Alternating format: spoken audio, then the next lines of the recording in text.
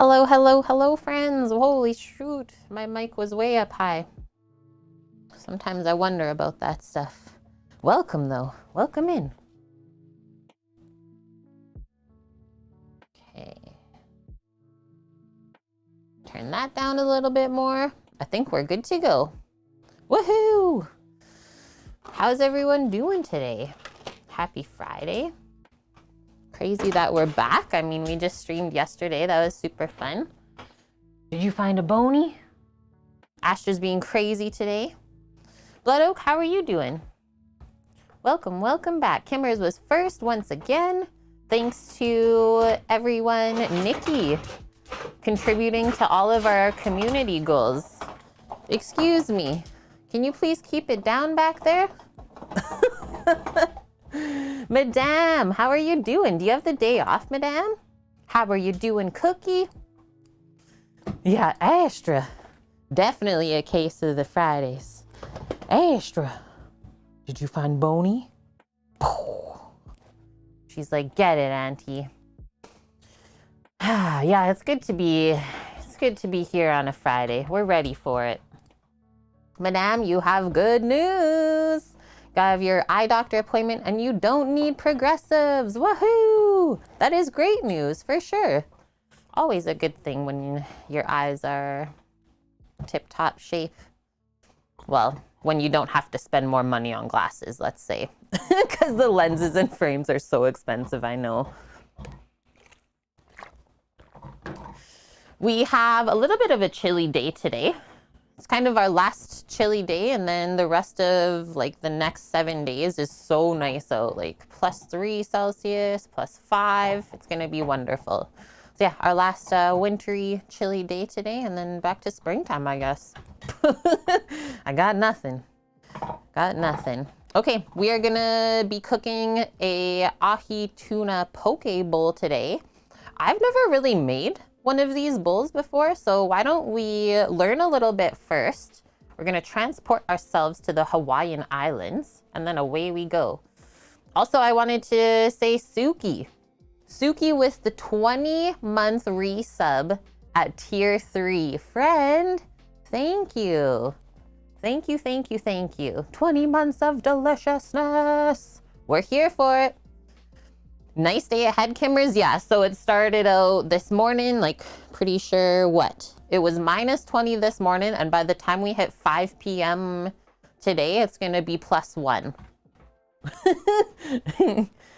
What do you think, Astra? Good girl. Good girl. She's just waiting for Samo to come home, I know it. Okay, let's pop up our menu. See all of the tasty bits that we're gonna cook today. Get ourselves ready.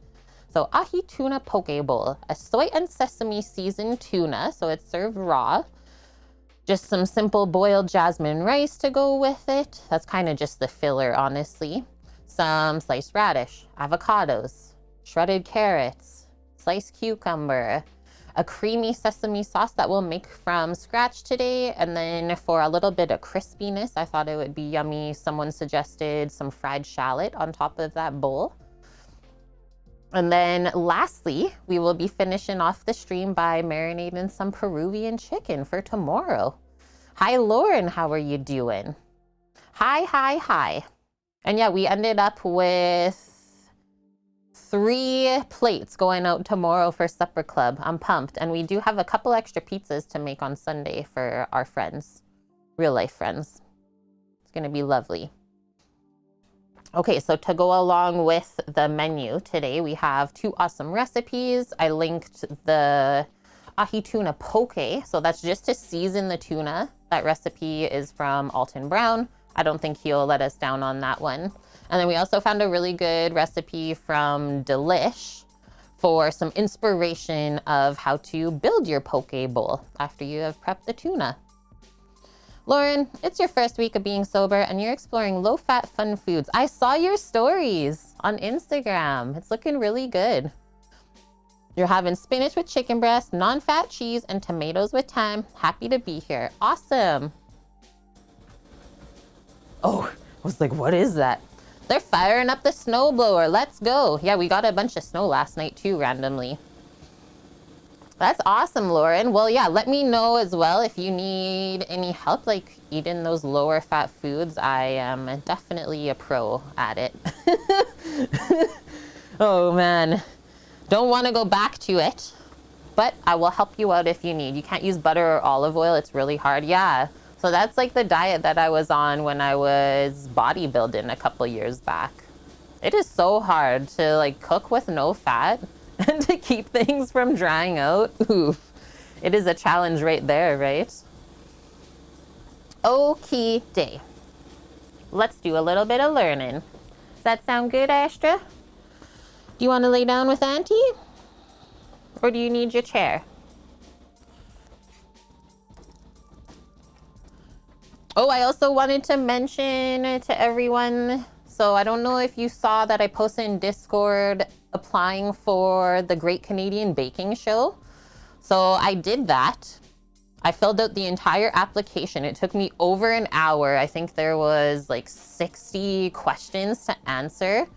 When I got to the end, so I pressed all of the like accepting the liability form, stuff like that. One of the like numbers blarged out. So the number that blarged out, it was like on a scale of 1 to 10, how good of a baker are you? And I like put 8 out of 10, but it wouldn't let me fill it in first off. So I took those like 1.5 hours to fill it out and the page blarged. And then in the liability forms at the very bottom of the page, it says if you have professional training, you're not allowed to apply. Why wouldn't they put that at the top? So lesson learned for myself going forward, applying to those things. I'm just gonna scroll all the way down to the bottom and read through the liability form first to see if I'm even eligible. But like the whole time, Lauren, they're asking questions. They're like, okay, what's your experience in working in restaurants, stuff like that. And I was filling it out. So I'm like, obviously it's okay. It was so annoying, Cookie. Like, I'm not joking you. It took me a solid hour and a half just like sitting down in silence answering the questions. As somebody who doesn't have a ton of free time in their life, that stuff bugs me. I was just like, Sam, I don't know what to do. So I eventually just gave up. I was like, obviously that's not supposed to be in my life if it's being that difficult.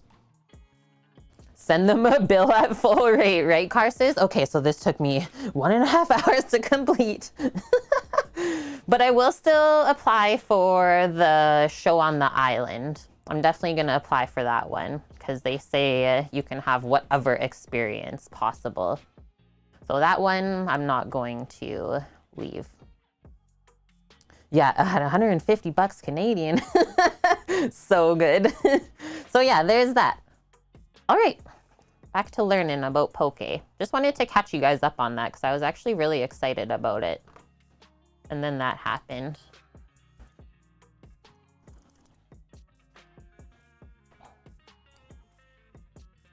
Okay, so poke is a Hawaiian dish, and that is how it's pronounced, is poke. And it is Hawaiian for to slice or to cut crosswise into pieces. So we just learned that the term poke, not necessarily meaning the entire bowl, but more focusing on the fish and how the fish is prepared. To slice, like T-O, not T-W-O, not the number. To slice or to cut crosswise into pieces. I know, right? English, thanks. Thanks for that, English. It's hard, Lauren, sometimes. Sometimes anglicized as poke to aid pronunciation. So diced raw fish served either as an appetizer or a main course, and is one of the main dishes of native Hawaiian cuisine. Traditional forms are aku, translating to skipjack tuna, and hei, which is octopus. Octopus poke is sometimes called taco poke in places where the Hawaiian language is not spoken. Poke differs from other raw fish dishes in that it does not use citrus fruits as a curing agent. So it really is just like a raw fish that is seasoned. Two Slice sounds like a rapper's name. 2 Chainz and 2 Slice. So the history of poke. Traditional Hawaiian poke consists of fish that has been gutted, skinned, and deboned. Yes. It is served with traditional condiments such as Hawaiian sea salt, candle nut. What is that? Also known as candleberry, Indian walnut. I have no idea what that is. Cookie nut tree. So they season it with salt. I don't know what candle nut is. Seaweed and limu. Okay, just a general term for plants that grow underwater. Limu. Interesting.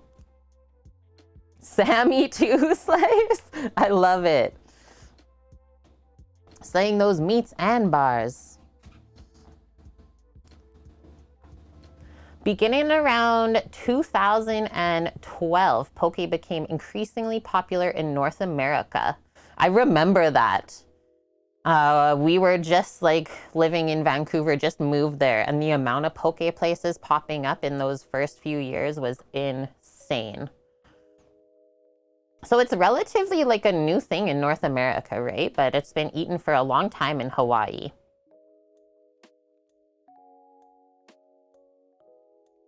Contemporary poke restaurants are mostly, but not exclusively, fast casual style, where the dish is fully customizable from the base, which is typically rice, to the marinade on the fish. They may use other seafood, but ahi tuna is the most popular. Sweet. That's pretty simple then, hey? Let's see if I can find anything else interesting about this before we go forward.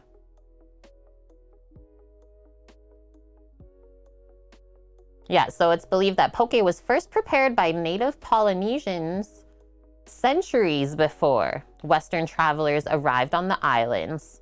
Initially, it was made with raw reef fish, seasoned with sea salt and seaweed, and combined with crushed candle nuts. So that is the most traditional way to do that. Salting of the fish was both for flavor and, more importantly, slightly preserving it.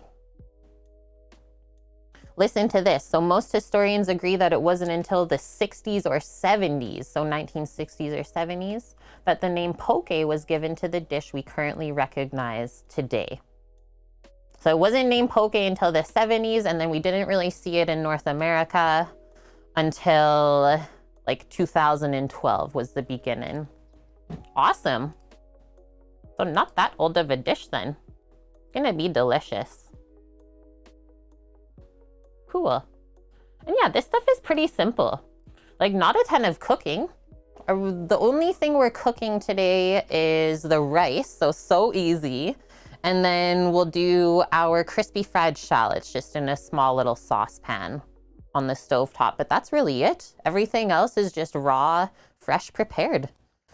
So good thing to eat in the summertime, right? But also something nice to make if you're feeling like you've been eating too much heavy food lately, which I think maybe we have. That's why we are craving this. So I'll be making 3 portions of this today for myself, Samo, and Finn. My brother doesn't love the texture of raw fish. Like, he doesn't mind the flavor, but the texture is what throws him off. So Sam's just gonna bring him something from work for lunch. 3 poke bowls. We're gonna marinate 3 chickens later, and then away we go. It's gonna be a great day.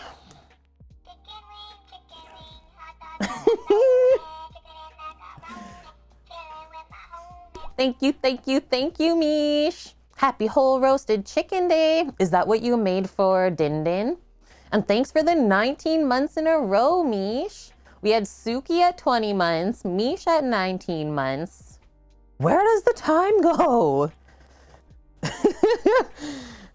I think it's the resubs that like make the sense of urgency worse. It's like, oh my gosh. What else did you have with your whole roasted chicken today, Mish? We're just going over what's going down today, writing out our prep list, and then away we go. Okay, so we know that the tuna, we kind of have a fast track on the tuna today, by the way, because I already have it diced up and vacuum sealed. So we really just have to season it and then let it sit for a bit to soak up all the flavor. We'll boil our rice. And then from there, we can also do the shallot crispy. Feta. Mish had chicken, brown gravy, potatoes, and pickles. Yo, that sounds like an interesting combination. I would be down with that. Yeah, comfort meal for sure. Lord, Mish, please. Okay, so season our tuna, boil the rice, crisp up our shallot. So literally just frying it in some oil in a pot on the stove until it's like nice golden brown. Maybe we'll like dredge the shallot with a little bit of rice flour or something like that for a bit of extra crispness. I guess we'll see. And then you can get super creative with whatever fresh veggies you want to put on. And then I'll also say, like, have fun with your knife skills when you make a poke bowl. Kind of reminds me of a Buddha bowl. Anyone make those or have that before? So our cucumber, carrot. I think we'll try and spiralize the carrot today. I picked up, you saw yesterday if you were around for our grocery shop stream, some radish. Yeah, Samo, it is not nice out there. It's like blowing, cold, ice pellets. It's crazy. Pickles are kind of a palate cleanser from all the fatty flavors. Was it just cucumber pickle or a different variety? Okay, so our veggies, cucumber, carrot, radish. Did I put anything else on the list? Oh, avocado. Actually found some ripe avocados yesterday. And then we'll make our creamy sesame sauce, like I said.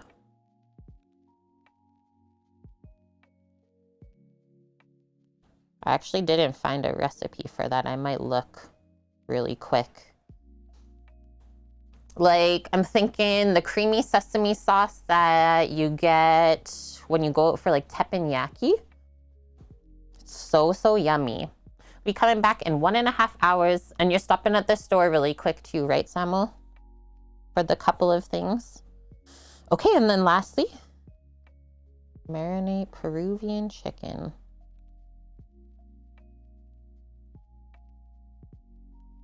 Awesome.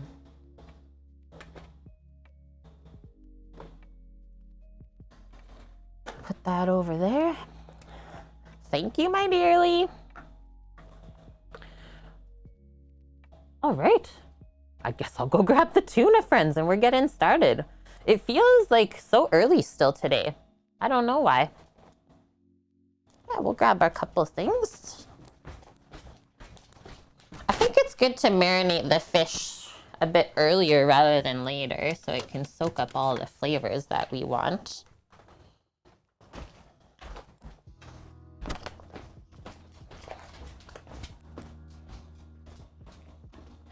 Even there at 1:30 to get the fish for work. Ah, okay, sounds good. So this is how the tuna came, by the way, chat. So Sam gets these packages in frozen, vacuum sealed at his work.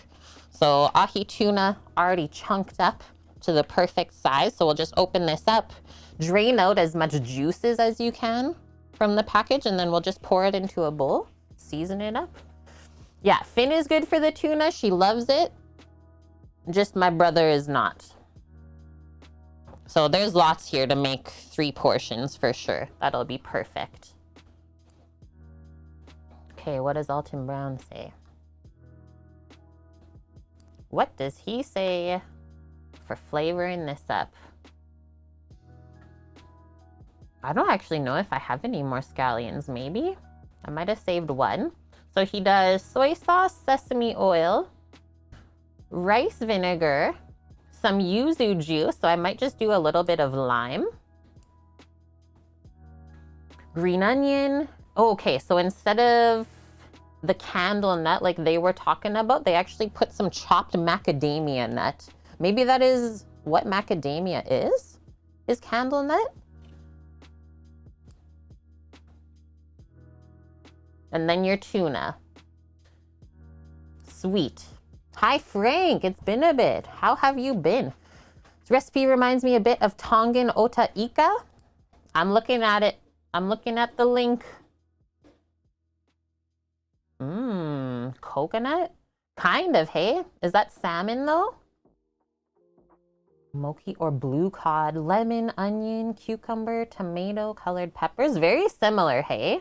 But that gets tossed with a coconut cream. Chat, that is interesting.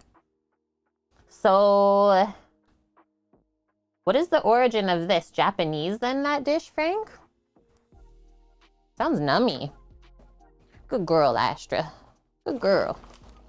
Okay, let's get a bowl. Away we go. Boom, boom, boom. You're doing okay, Mish? That's good. The national dish, it was very delish from the kingdom. Oh, from Tonga. So you're saying that dish comes from Tonga where the volcano was? Whoa. All right, just gonna grab some kitchen shears and we'll open this up. Bring my knives over too while we're at it.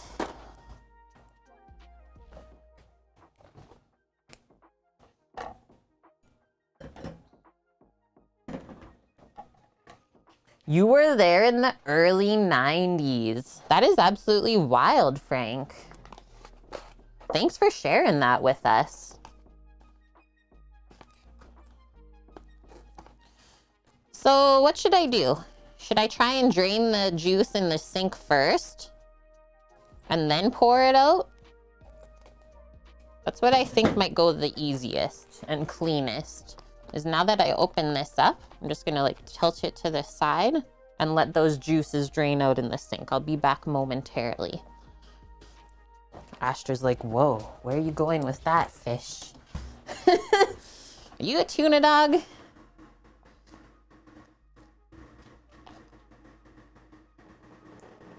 It's crazy how pink the ahi tuna is compared to the albacore that I'm familiar with from the West Coast.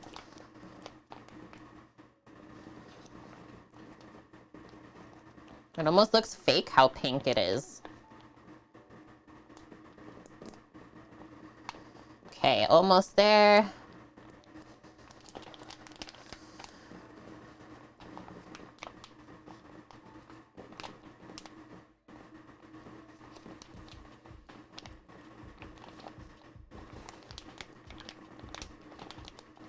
That worked really good, chat. Okay, I'll come over and pour this out and then I'll wash my hands really quick. You can mix the rest with a spoon. So that's how it looks once we did all the liquid out. Way, way better. Basically just let it drain until it looked like there was nothing else coming out. Yeah, is this fake tuna? This is so nice, hey Cookie? I'll have to ask Sam how much he paid for this pack. Because it's for sure like 3 portions to have at home. So 2 for the first night and then someone gets to take the last portion for lunch the next day, right? Hi, Clem. How are you doing? Wanted to stop in before the physics lecture. Thanks for stopping by. Hopefully we're still live when you're finished up later today.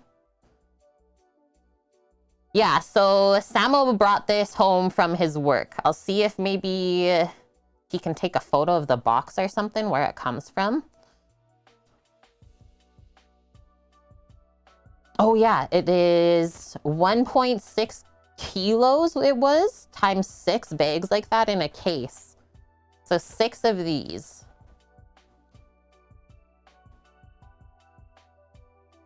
That sounds good, Frank. So the ota ika you got on Tonga when you were there was the recipe, but with rice, peas, and corn. So like a full meal deal then. Fenra, might be because you're on a small screen, but that looks like watermelon jellies. Yeah, ahi tuna looks fake almost. How colorful it is. It's a lot of fish. Okay, zoom in now. Get rid of this, and I'll quickly go rinse up. Astra's like, I can do that for you. I'll help you out, Auntie.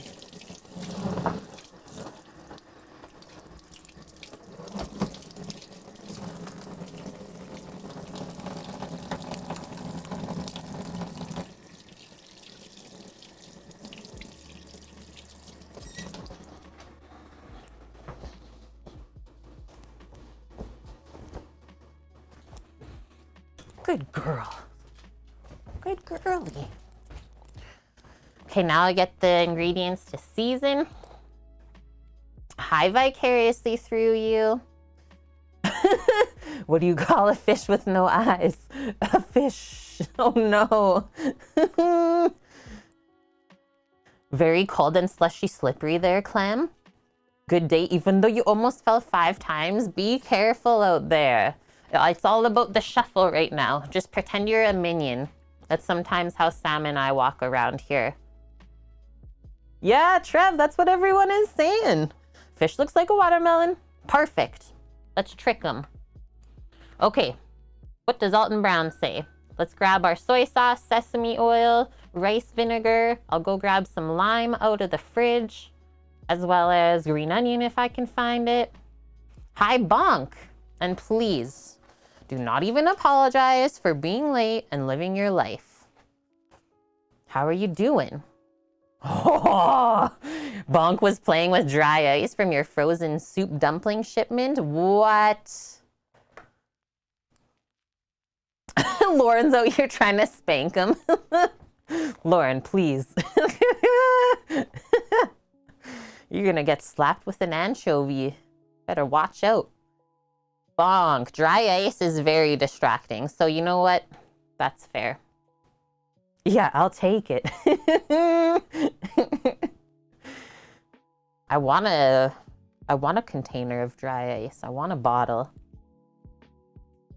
Lauren's into the spanking game. Okay. Oh, sorry, girl. Be careful. That's what happens when you sit in the middle of the road. I don't know what to say. So sesame oil. I don't know if I have a bottle of soy sauce. I think we just have packets because we just ended up with so dang many.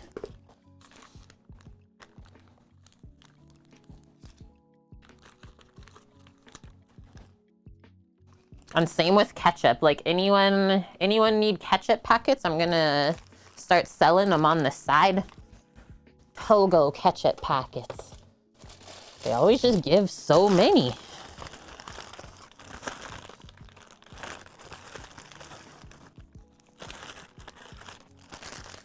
Should be good. Three packs of soy sauce, almost like 1 per portion. Might not even need that much. Where is this stream headed? Well, it is Friday, Trev, so who knows actually. What? Vicariously going to see Alton Brown March 2nd? What? That's like right before my birthday. I should take a flight and go as well. Where is the stream headed? In the basement? Meesh. Nice, Trev. You ordered a shipment of soy sauce last week. From where? And I'm checking this out, Bonk. This sounds amazing. What? Soup dumplings? From Frozen? Yes. There's an American company that brews their own low-sodium soy sauce. Order from them twice a year. That would be cool, for sure. Okay, I'm gonna keep going. I think my vinegar's down here.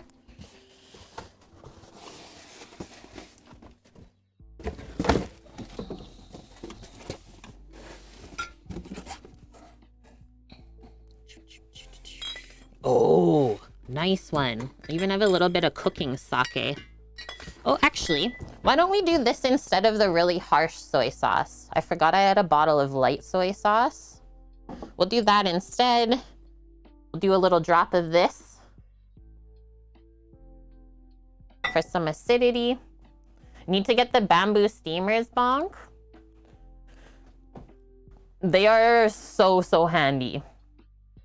Go to your local Asian market is where I would say, because they seem like they're really expensive everywhere else. Like Amazon, it's like $30 for a set of steamers, where I think it was around like 15 for the 2-tier one at the Asian market.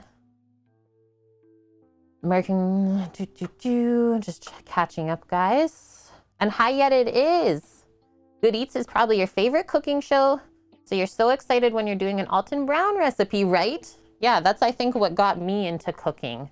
Maybe even why I like super love cooking and science. Really like to learn what goes on behind the dish. They even ship the dumplings with liners for the steamer. Yeah, right? So when we're craving fish, just rice and fish, honestly, Trev, so good. You have bamboo steamers that you like never use. Used to use them for Chinese steam buns, right? How come you don't use them anymore? And yeah, it is nice and chilly in here right now, so I'm not worried about the fish getting too warm. This is why Canadians make poke in the winter. Oh goodness.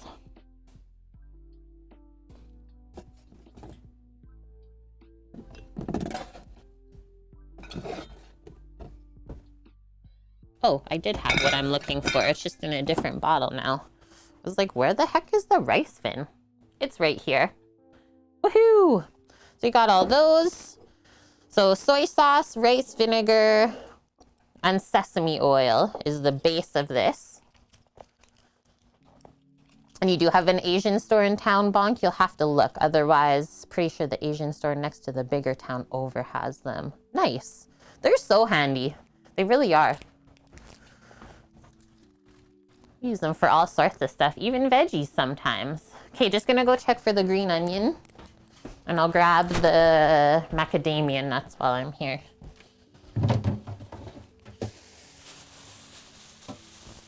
Got dill. Okay, there's no green onion, but I think we'll be a-okay without it.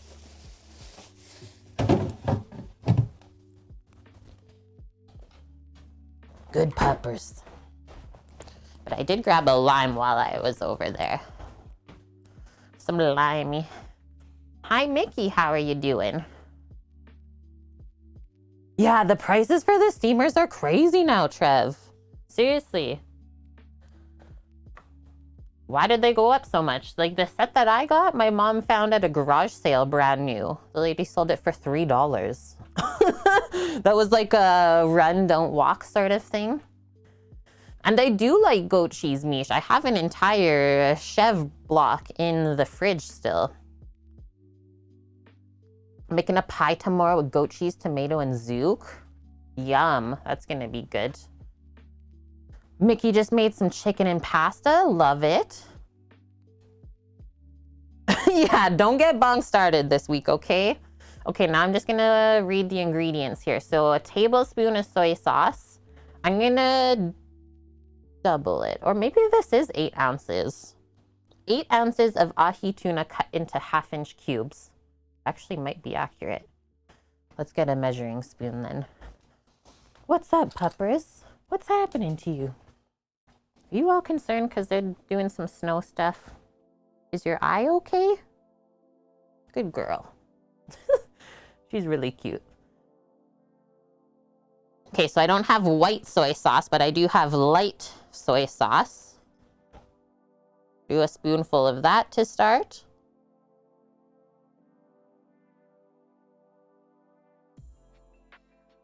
Go pretty generous, so like fill the whole spoon. Because it is deceiving how much you need to actually flavor and season this. Yeah, a well-orchestrated money grab. So now 2 teaspoons of, they're actually saying untoasted sesame oil, which this one is pure. So maybe the toasted sesame oil just has a bit too much flavor. Will overpower the tuna. So I'm gonna go pretty light with that one. So we're also gonna be making a creamy sesame sauce later to go with this. The flavors will combine really nicely. 1 teaspoon of the rice vinegar.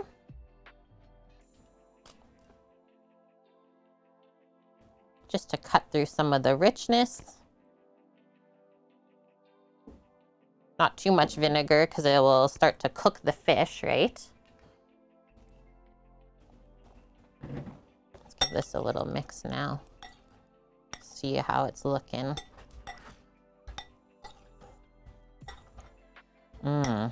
Just the smell of the sesame oil right away. So roasty toasty. Oh no! The tuna's trying to escape the bowl. Please. Not like this. I think I'm gonna leave this sake out. I'm just gonna roll the lime a little bit and then do maybe half of the lime squeezed. Actually, no, not even. I'll just cut a very small bit off of the one end and squeeze that because it says 1/4 teaspoon of yuzu juice, which yuzu I find is a bit difficult to source here. Trev, untoasted sesame oil. Honestly, never heard of such a thing. We should ask Alton Brown then. Koreans put plain sesame seeds on some dishes. Oh, that's the other thing that we're gonna put in with this is some nice roasted sesame seeds in there. Yeah, almost like it jumped out, right? Like that was wild. So yeah, just this little bit of lime. We're not putting enough lime to like cook the fish, but just some acidity to balance out the flavors. Can always add more later, but we can't take it away. And now I'm gonna really mix that up too.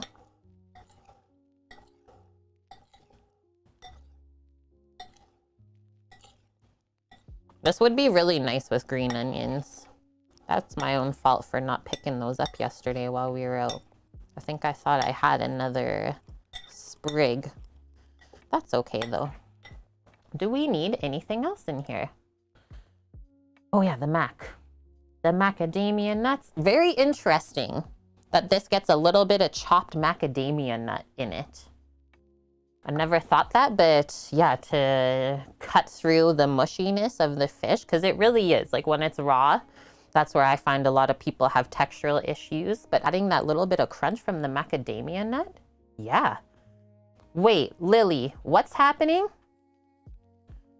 Gonna say the lime's gonna cook the fish. It's okay. It's gonna be okay. We didn't add enough for that to actually happen. And yeah, black garlic is pretty magical.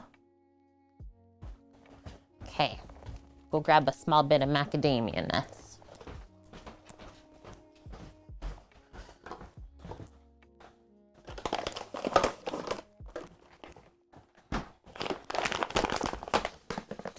What do you think, doggo? You're into it?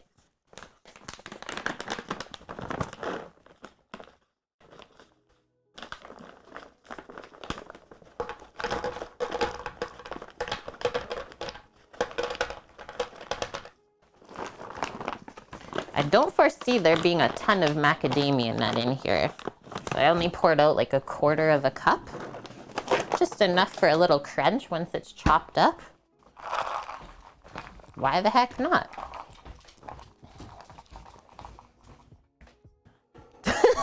I don't know if the dish would benefit from feta mish. There's a little bit of mac nuts.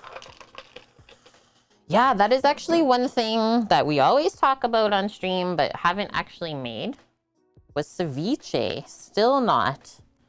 What's wrong with us? And hi, Diggity Dog, how are you?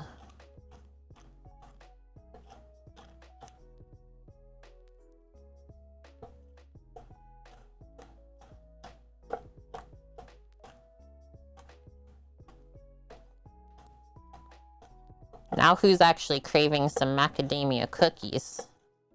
Or chocolate covered mac nuts? So I'm not going too fine with the nuts, but definitely trying to make sure we can distribute them evenly.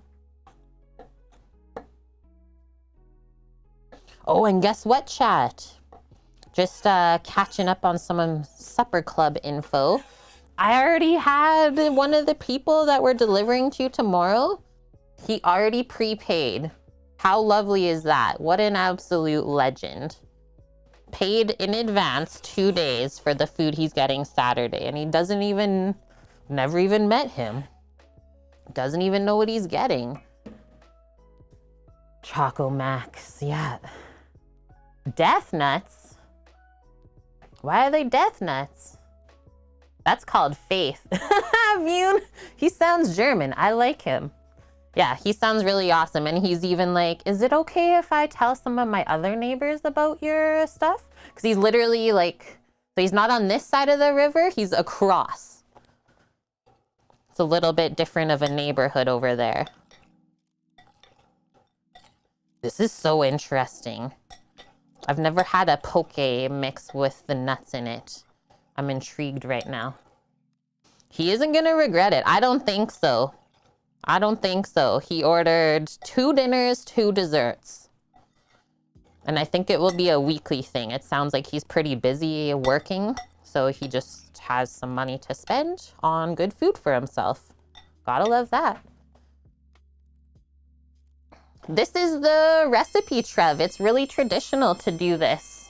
I don't know what I'm doing either, but we're learning today. So now I'm gonna taste this and see if the seasoning that I added is okay, or whether we need a little bit more soy sauce.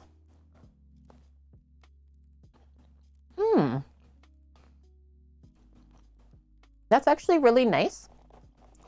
Get a very light sesame flavor right at first, and then I think the amount of soy sauce we added is perfect. It's not salty, but it tastes seasoned, not bland. Don't taste the acidity from the vinegar or the lime really. But yeah, my palate, like afterwards, there's no aftertaste at all. Very clean. Nice. So that is good. An option if you had them, some sliced green onions in there. Okay, first thing on the list, donezo. And JHey7782, thank you for the follow. Hope you're having a great day today. Yeah, my bro and Finn, they are the first regulars here for sure.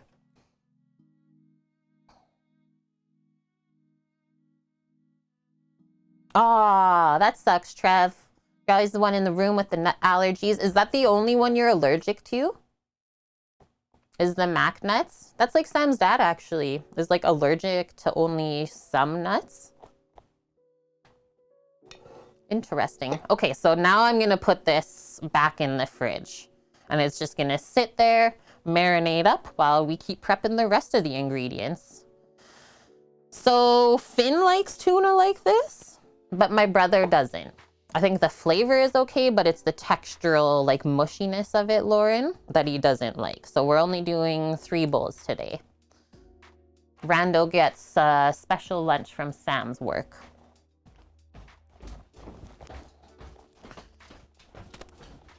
I think to warm up a little bit in here, because I have a little bit of a chill currently from outside, we're gonna do our shallot fried up. Does that sound good, girl?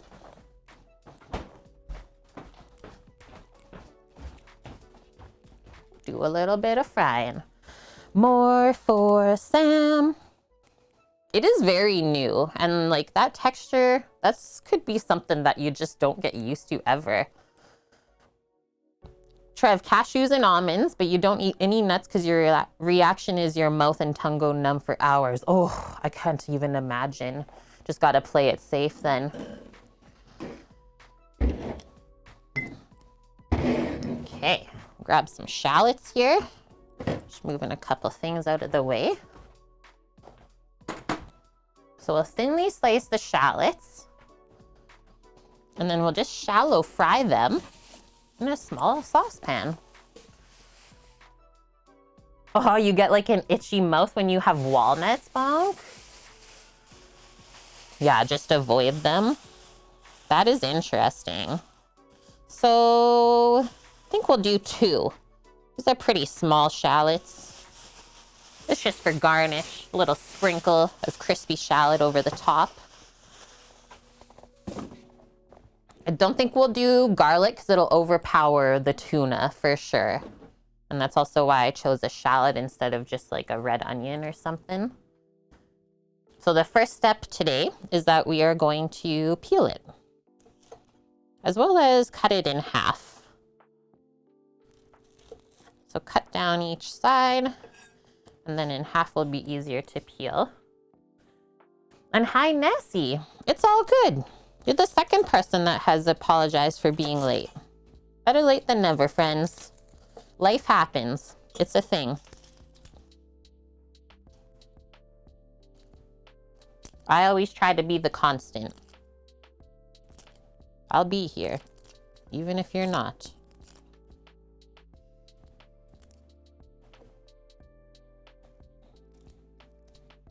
Interesting, blood oak. So you have that with apple. Makes your mouth feel a bit itchy, but not when you have apple pie. So what if it's like happens when it gets cooked, right? Sounds like it. Yeah, you know what, Trev? Sounds believable to me, honestly. So you're not actually allergic to the nut per se, but rather what they spray on the plant while it's growing. Probably the same with some people with like the gluten allergies, right? Just need to bring my compost closer.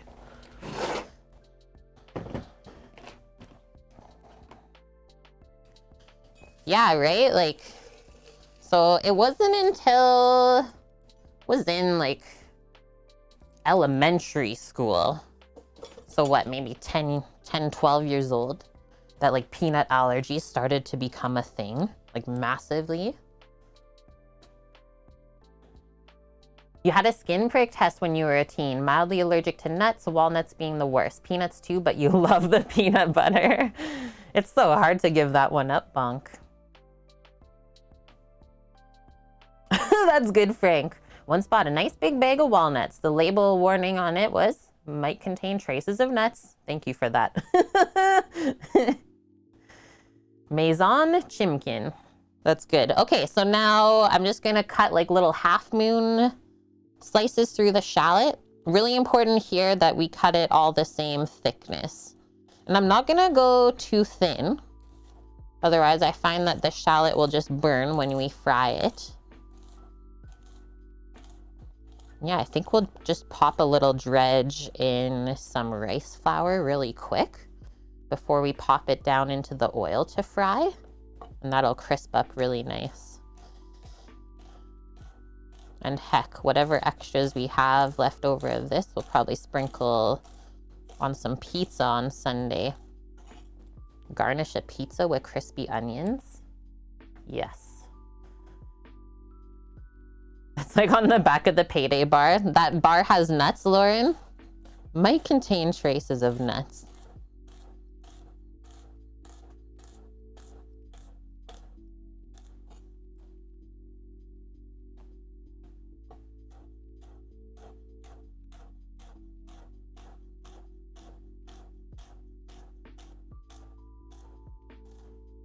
Boom. Yeah, that little bit on the end is okay.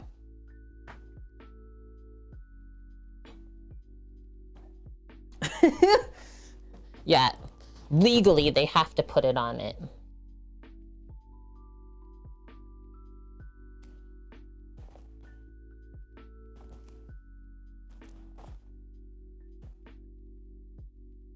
Mars bars.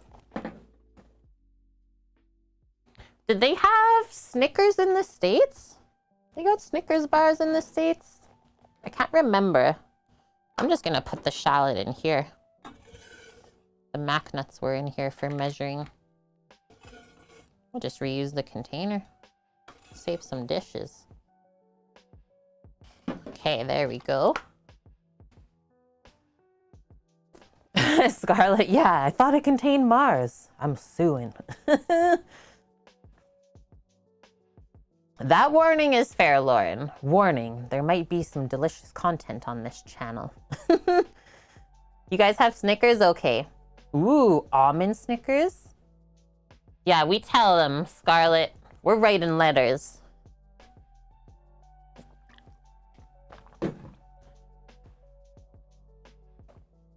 Trevi used to murder Snickers bars like 3 or 4 at a time. I know. I was like, when you were killed, wait, what? Okay, let's just use this little sauce pot. We'll pour some oil in there.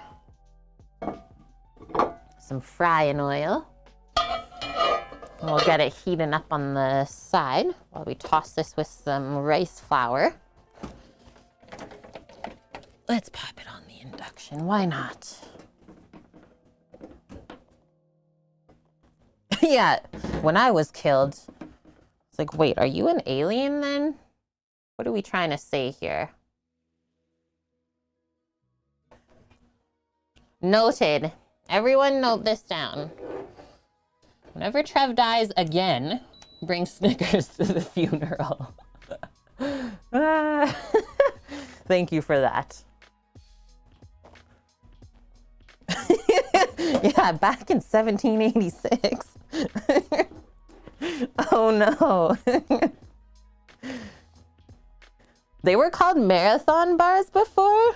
What are you thinking, Pupper? You're so happy. Being a happy dog?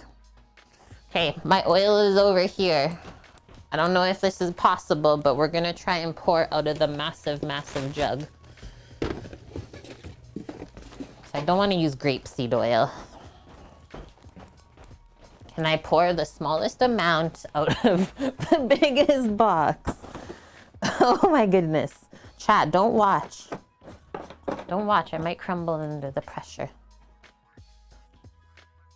Yeah, bring some frozen ones too so they last longer. Too good. Hi, Beachy Peasy Sandy. How are you doing? Happy Friday to you as well. Right, Blood Oak. I like that cute joke. I'm here for it. Okay, we got this. Kate, you got this. Oh, that was easy. We'll like stop there. We really don't need much. Just enough to cover the bottom of the pan. Big box, yeah, we get this from Costco. So what does this say? 16 liters of oil? Canola oil for frying. Okay, now turn this on to like 330 Fahrenheit. And then while we wait, got our shallot here. Got my rice flour up in this bin, I think. Actually gonna bring this bin down. It's my Asian ingredient bin, some of it. Oh, maybe it's not. Some things. Oh, this is even our freshly milled. Literally from jasmine rice kernels put through our grain mill on the Incarcerum. Mish, IKEA just confirmed their meatballs are made from people who couldn't find their way out. Oh no. R.I.P.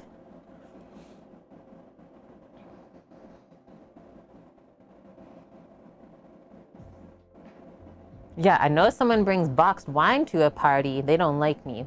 What about a big box of oil? We're here for the deep fry. And hi, Katniss, how are you? Welcome, welcome, welcome. Okay, that should do it, I think. Just grab a little spoon to mix it, or maybe I'll just fluff it up with my hands. So just enough rice flour to coat. And I thought the rice flour would end up more crispy using it, rather than the wheat flour, which is more like glutinous. As well, we can kind of separate some of these half moons. Might do a little bit more of the rice flour.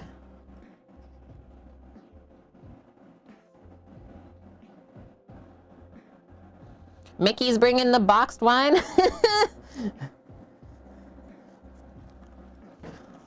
That's for sure a quantity over quality one.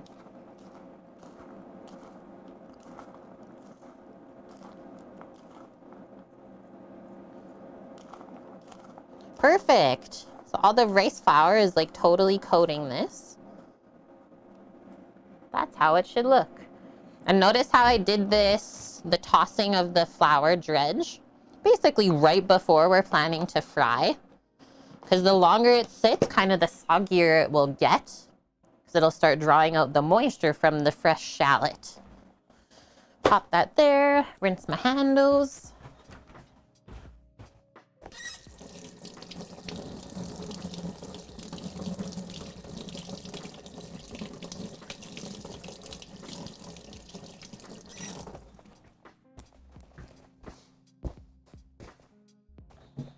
Good girl, Astra.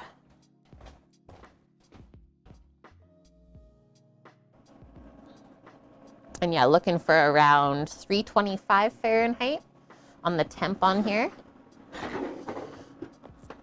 And then we'll just have to prepare a little plate to put the shallots onto once they've been fried so that they don't go soggy on us. We'll get that going. And I think I will line this one with a touch of paper towel, just to really drain any excess oil. Just a little bit. Did anyone watch the next episodes of Next Level Chef yet? We watched 2 episodes last night. Sam and myself. It's good. Trisha's still rocking through the show. And hi Faded, how are you doing? Your 8-month-old just responded to you. He's in his jumper, starts doing these little coughs. So I'm like, are you okay? And he's like, yeah. So cute. And yeah, so they released one early. We were confused. We're like, did we miss one? Couldn't figure out whether we missed one or they did one early. You got it on Monday, Cookie.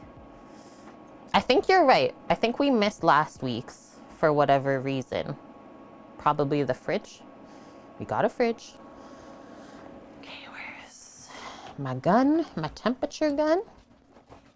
I have a little peek-see here. Oh, maybe because it's Super Bowl, I bet you they're not gonna air any. Oh, we're here. We are here for it. So then, for kind of prepping this after, usually I just add all of the shallots at once. I don't know if we'll be able to do it with this amount. Might do it in half. And so then we'll just need something to scoop them out as they get cooked, right? Yeah. I think that'll be the easiest rather than pouring out the oil and restarting that way. Should be able to do this slotted spoon. It's not like super curved, so it should be nice for scooping out. Let's try that. So yeah, just to make sure your oil is hot and ready. Perfect. So about half, and then let's shake. Oh no, I forgot to put the steam fan up. Go, go fan, go. There we go. Just keep it swirling.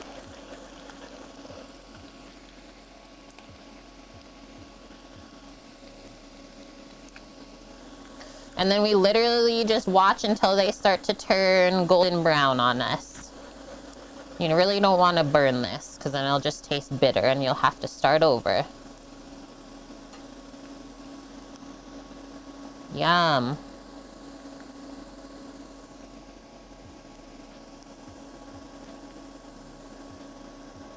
Also, you can kind of tell that they're getting close to being done because I find that the bubbles in the oil slow down. They kind of dissipate. It really bubbles a lot right away when you drop it in.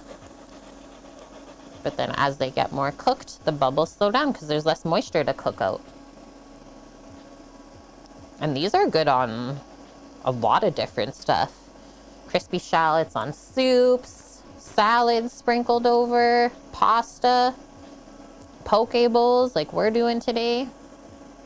Get creative. Hi, Coffee Bean, how are you?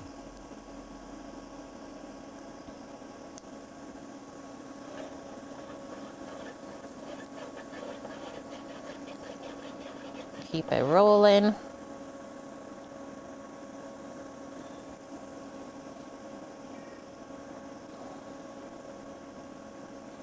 I love the little deep fryer, little like squeals. You guys ever hear those when you're frying stuff at home? It's like it's talking to you. Nice. Coffee Bean. Yeah, I've not actually had a ton of poke bowls in my life. So we're all learning together today. We already seasoned the tuna, which is the only thing we've done so far on stream. So if you want to peek at the recipe that we followed, there they are.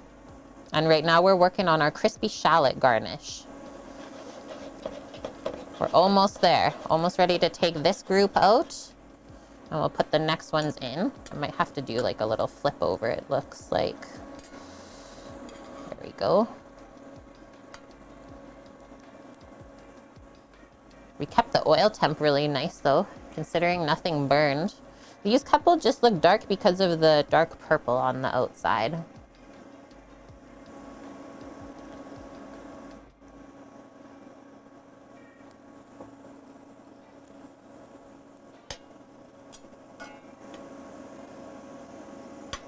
Yeah, since it's chilly out today, thought we would have some fun, transport ourselves to Hawaii. Pretend that we're there at least. Okay, these are very close to being done. I'm gonna start actually scooping out some of these darker ones on the side.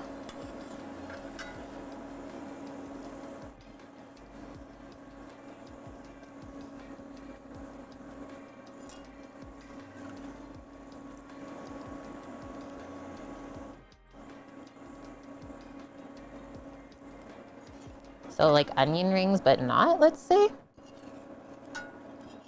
Try and scoop all of these.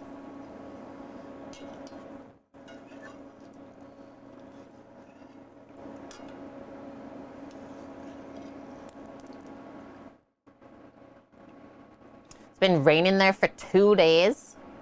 Your town is having a Super Bowl this evening. Cool. So what, they're having like a little party where you can go have some soup? Is that the gist of it?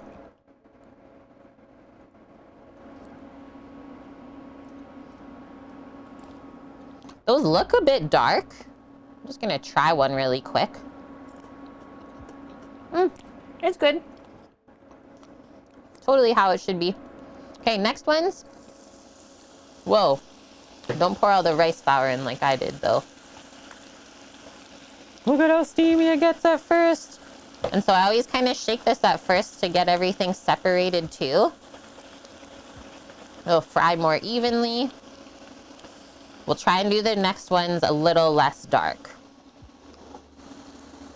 Because the darker that you fry them, I mean, yeah, it gets crispier, but then it also gets a little bit bitter, which is not the best flavor ever. It really smells like fried onions in here now. Onion rings. Pop this away.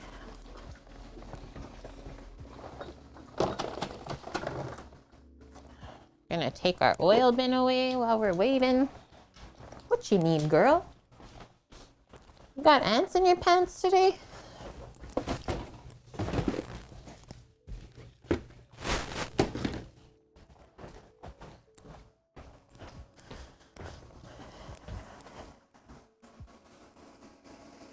Oh, nice. It's the Queen's birthday soon. So you get an extra bank holiday? Yeah, that's right. That's what they call them in the UK. The bank holiday. Swirl, swirl. And then a bunch of different shops are hosting a different soup. You go around, eat them, and then you can vote for the favorite. Sweet. That sounds really fun.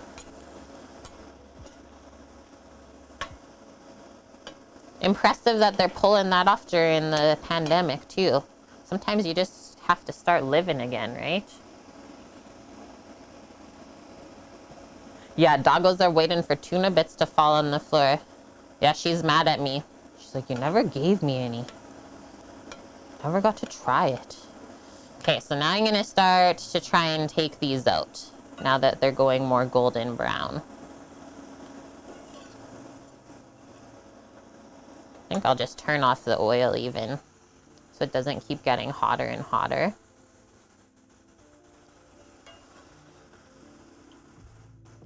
That's a better color. Move some of those over.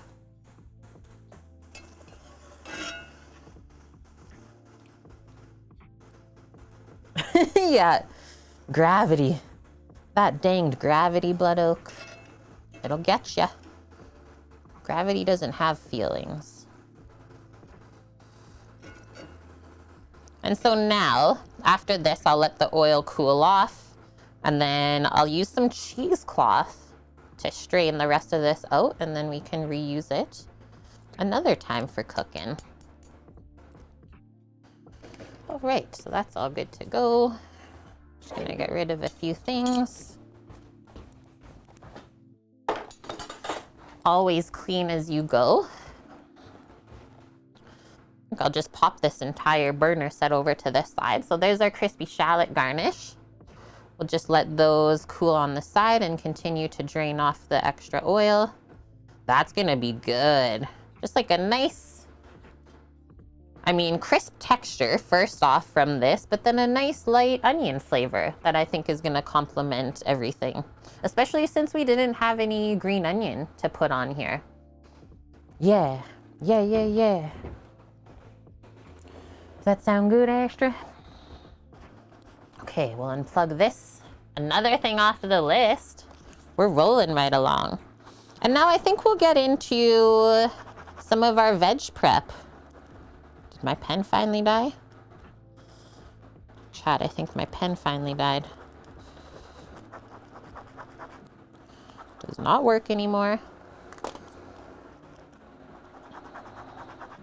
Because I think it is smart to have the rice nice and fresh. Like, I don't see it being bad, the rice a little bit warm, putting everything else on there, right? Because it's all gonna cool off the rice anyways.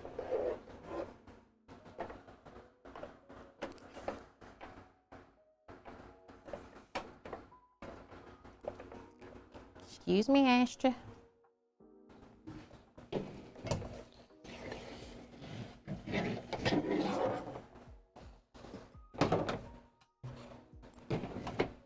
Good puppers.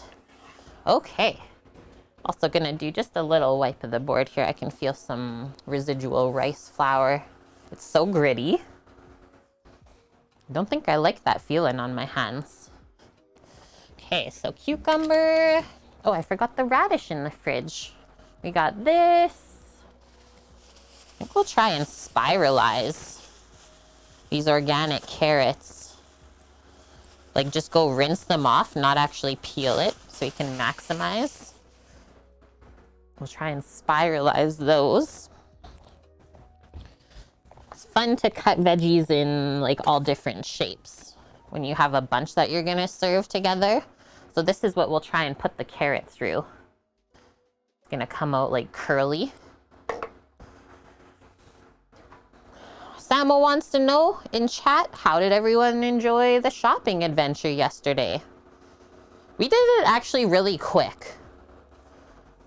So now that we know it works, we'll definitely like take our time next time, really enjoy it, show chat around. I'm gonna go grab the radish from the fridge. And then we'll turn off this fan for now. You really enjoyed it? Nice, Mickey. Yeah, that too, right? Is as long as the stream quality was okay, it's nice to get outside of the house every now and then. So hopefully we can keep working more of those into the channel. Our radish.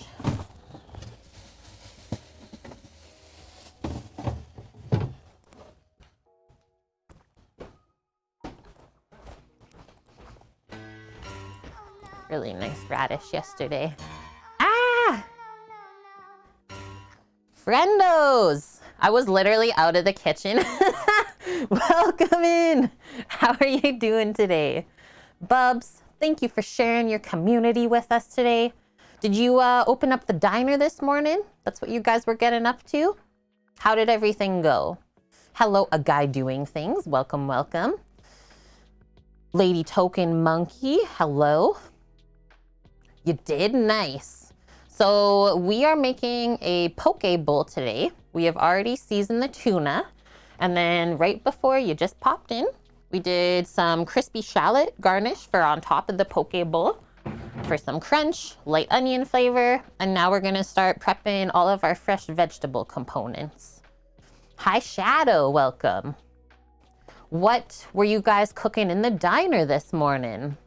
And just so you know, I heckin' love breakfast in diners. So great idea, my dude. Fried chicken on pretzel rolls? Yo, with a sunny side egg, spicy jack cheese, and garlic aioli. Yum, dude. That sounds really nice. I would come over for that, yup. Simple, delicious.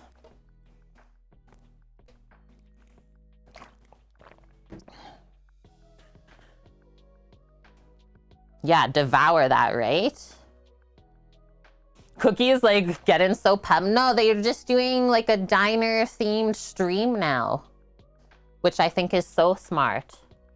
Okay, so we got the spiralizer for the carrots. Maybe we'll use the mandolin for the radish, possibly even the cucumber as well. I'm just gonna go rinse these up, as well as let's pick a couple radishes first, and then we'll go wash those at the same time. Yeah, right? Like diner style food. I love it.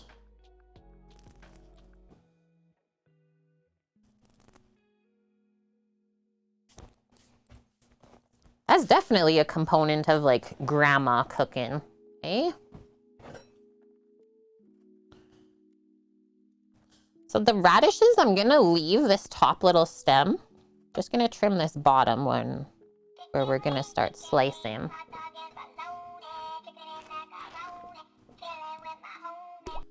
It's the Scaramouche boy. It might be a first on stream even. Not the spiralizer. What has happened to Kate? How are you doing, friendo? And thank you for, holy, 22 months. Yo, that means it's almost been like 2 years since we were in New York. What?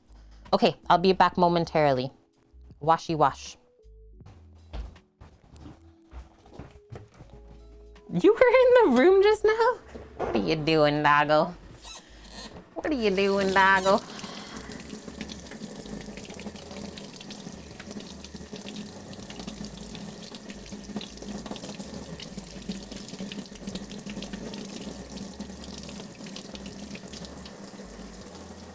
Radish, complete. Now, wash the carrots. Might have to scrub them with the brush real quick. Go, go, go. That's the beauty of organic produce, right? Usually you just have to wash it, not actually peel it.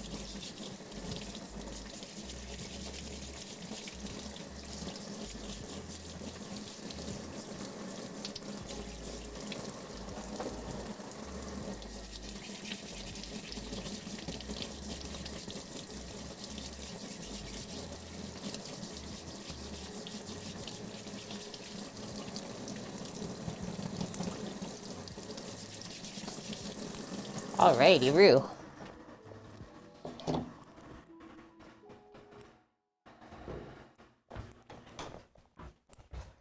Dry those off. Sounds like medieval torture devices. The spiralizer.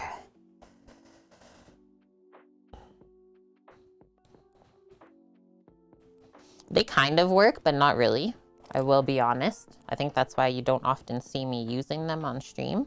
But I want to try it out on my skinny carrots today. Thought that would be a fun one.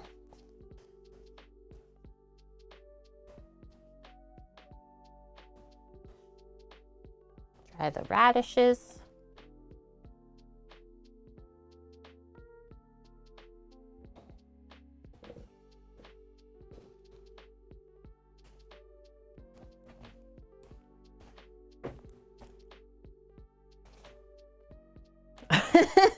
Katniss is the best. Okay. Don't know what I spiralized last in this. A little bit of stuff stuck in there. I'm just gonna go for it. Also, this carrot, it's like crossing its legs. This carrot really has to pee, guys.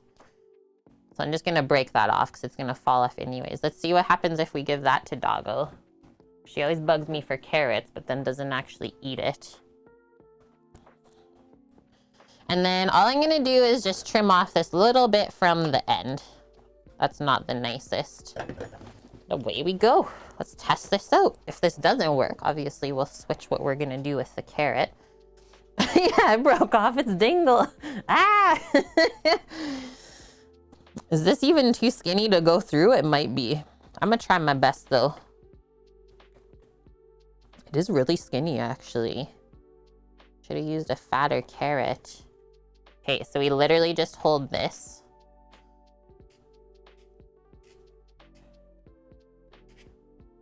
Oh no, I pressed too hard. Chat. Oh! I was about to say, I don't think this is working. It's slightly working.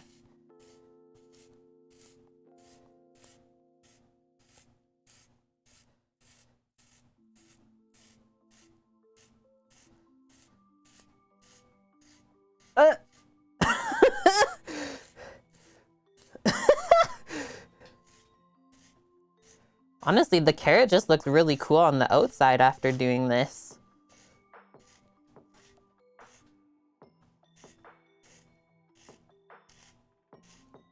Okay, I'm gonna put the rest of this through, but then we're just gonna cut the carrot into rounds after.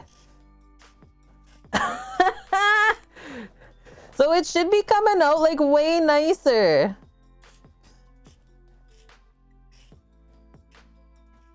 Samo, I have more carrots. I just wanted to use the organic ones. Let me take this out now. Now Kate's getting upset. So it should come out in the nicest spirals ever. Pro tip, don't use the skinniest carrot available. Okay, I'm gonna switch this out.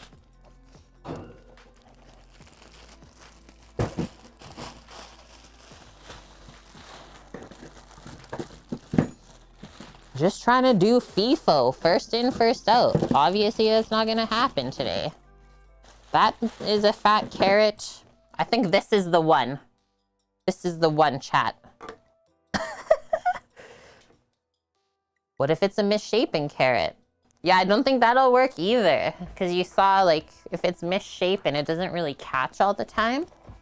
That was really funny, though. You never know if you don't try.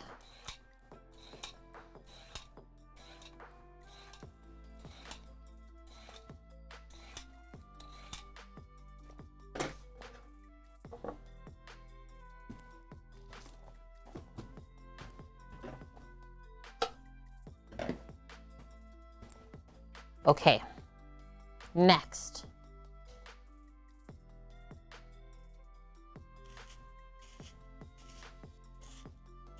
I think it's working a bit better. Honestly, might just be a waste of time though. I just thought it would like spiralize it to make it nice and delicate. Yo, I think it's working.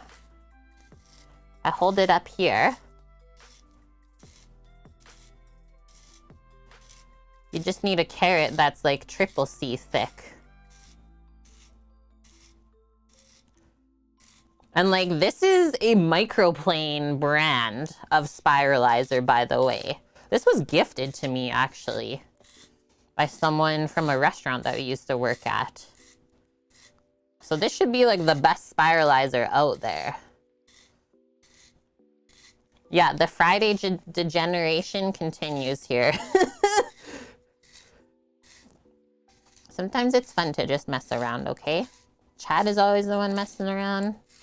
Today it's me. We're not doing anything too stressful. Trying out some stuff. The carrot on the other side looks really funny, right?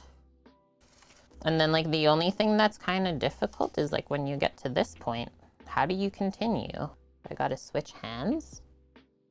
It's really hard to hold.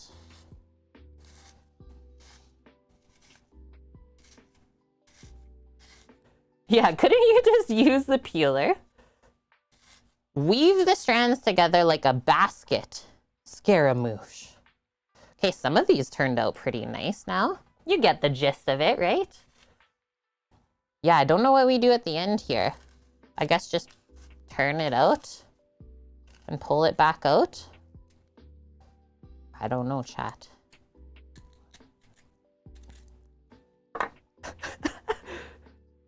Very nice. Now this is what you can find here for quality content on Cook with Kate. Oh man. So those carrots will be going into like soup or something else along those lines. I'm just gonna wash my hand really quick. That carrot was screwing with us. Almost like a carrot spaghetti. For sure. Okay, let's keep going. So now we just put a little pile of that on the poke bowl.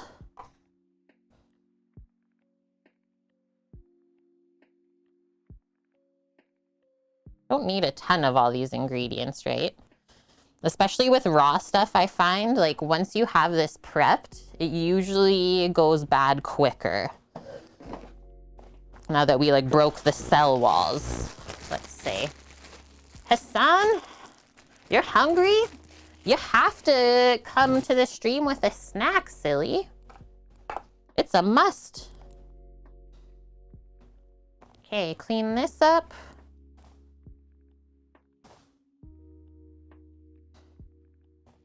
Was that a good carrot, doggo? Did you eat it? Oh, that's why you're looking at my carrot over here? Okay, I'll cut off the rest of that. I think Astra will eat it.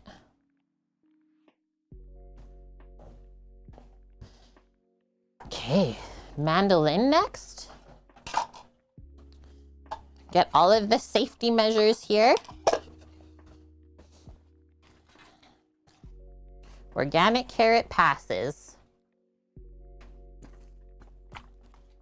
You had jam, toast, and yogurt. Today I had an orange, yogurt, and a granola bar. Okay, so cut-proof glove going on. Very important. Strawberry milkshake. That's actually, I think, my favorite milkshake flavor.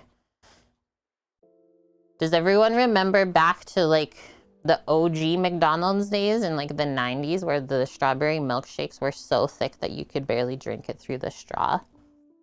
Those were the good days. Good girl, Astra. You finished your carrot.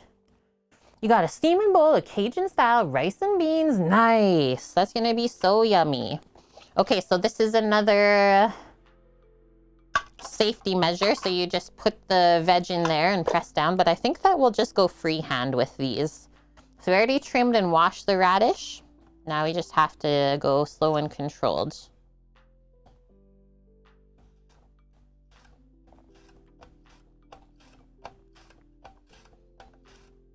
And then I'll put this radish in nice cold water so it gets really crisp. That's like a restaurant trick, let's say. Wonder if she'll eat this end. It's pretty spicy. See what you feel. Poshers liked radish.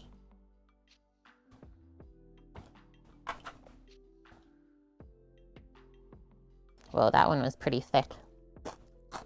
Nope, doesn't pass. Carrot's okay. Radish is trash, chat. This one's the mandolin. If you survive the spiralizer, you get to meet the mandolin, Scaramouche. What's wrong with the radish? It probably has too much of a little, like, peppery bite for her.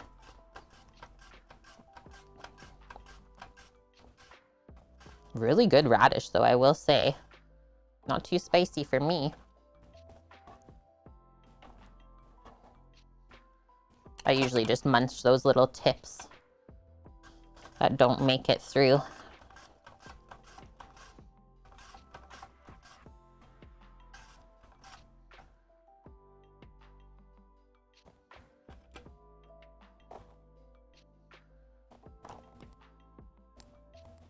One more.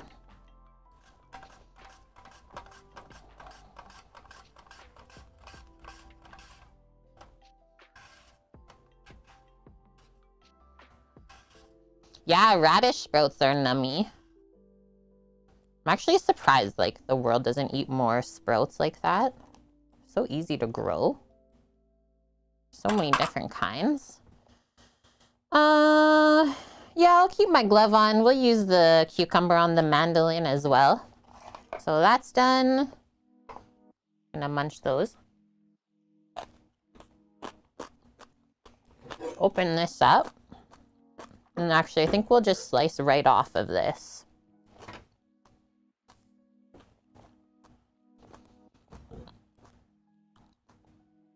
Cut like half. Just trying to open up the plastic, really.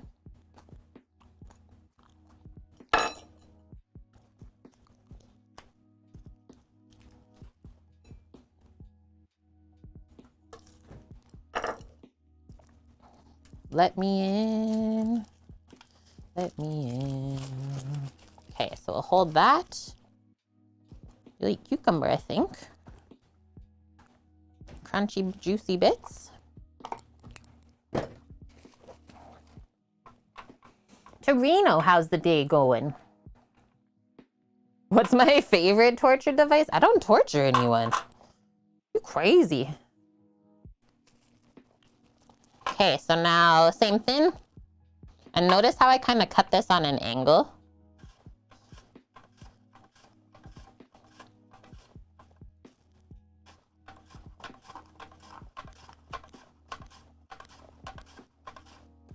That's what we end up with there. I think cucumber is a must on this one. The cucumber and tuna combination is really nice together.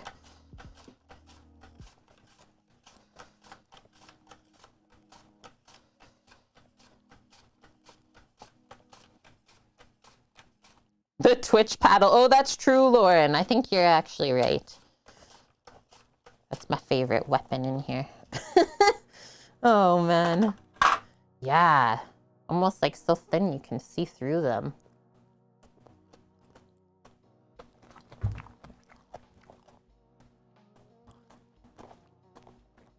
Hey, ready?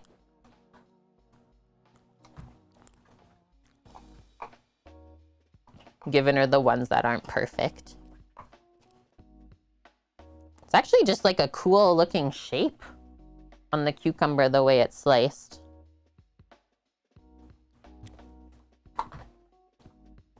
She loves it.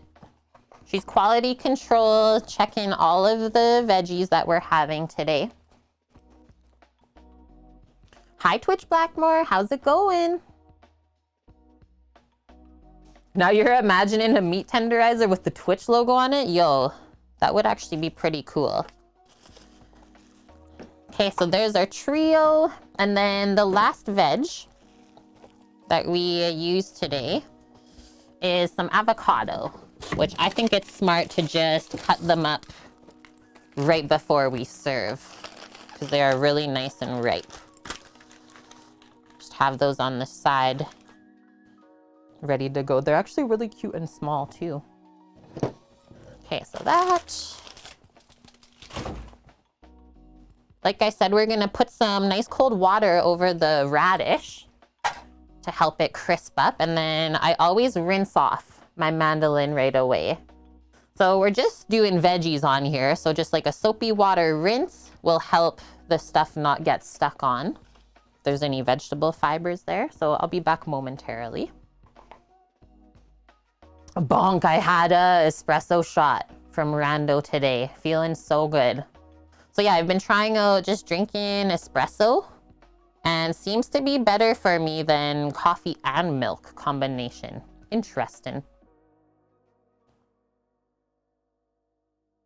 I didn't actually know how to do the italics either, Katniss. Dash me and then the message. I literally just learned something new. Thank you for that, chat. And high powdered toast, man. I prefer my mandolin to be used in a bluegrass application. Oh no, not really the same type. It's not the same mandolin, okay? Okay, rinse, rinse, rinse. And then all of the veggies can just go in a nice cool place so they stay fresh. We'll see what else is next on the list. Maybe making up our creamy sesame sauce.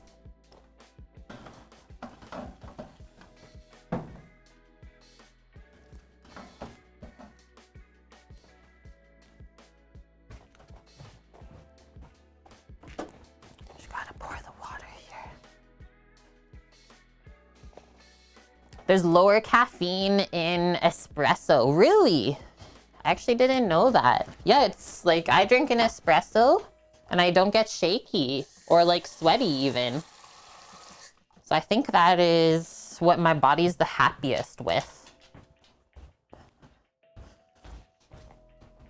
Okay, so those are gonna crisp right up. Some lids on there and then away we go. And I think we actually have to find the recipe still for the sesame sauce. Work calls again. Be back again if you can.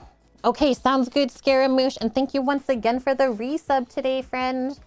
Hopefully we'll see you tomorrow for more cooking. Oh, also want to say, definitely a good idea to go rinse this out as well, because look at all the carrot bits that are going to just completely dry and stick on. That's a no thank you. So I'll bring all this away and I will be back. Espresso is more concentrated, but since you're drinking much less of it in total, you're drinking much less caffeine. Yeah, just one shot is all I had. You would think that it would have more caffeine, right? Because it's a stronger flavor. So that totally makes sense then, guys. That's it. I cracked the code. The caffeine code for Kate. Torino, you lost me at one shot. We lost him.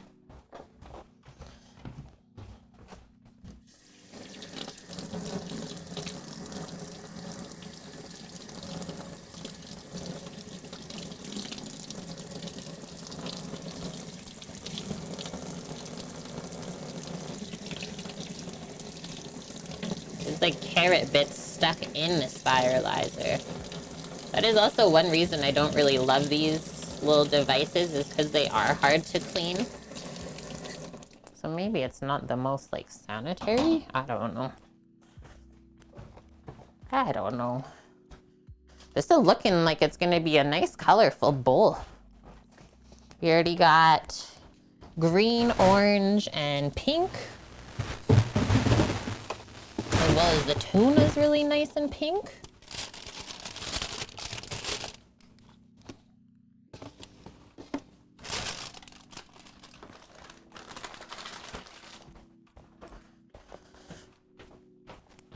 Now sesame sauce.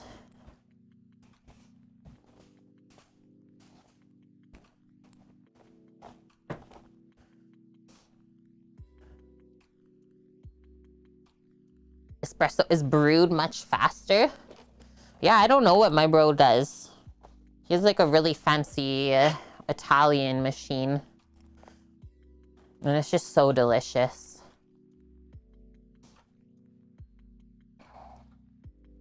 Hi, Titan. How are you doing? Yeah, there is decaf. Should be considered a federal offense, let's be honest. Yeah, if you're gonna drink decaf, just have like a herbal tea. So much better flavor. That's true. Cookie is coming in with the facts. Espresso has 63 milligrams of caffeine in 1 ounce. The amount in 1 shot, which is what I had this morning. My nose is running. Ugh, what the heck?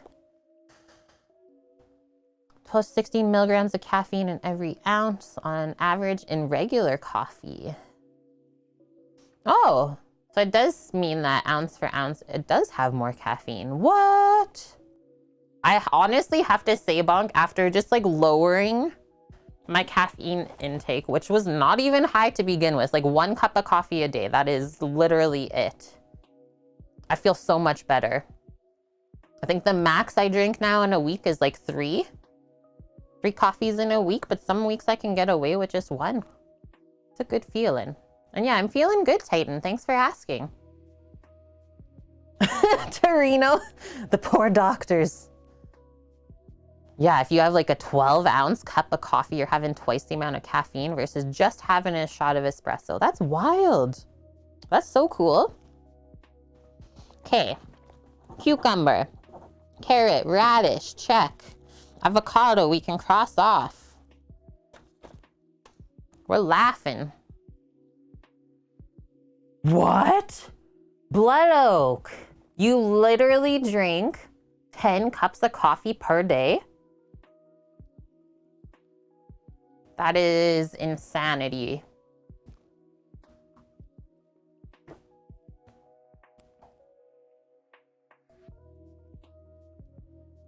Yeah, now everyone wants coffee. It's just so delicious and addicting. That's totally part of it, right? The addicting. Okay, sesame sauce. Looking up here.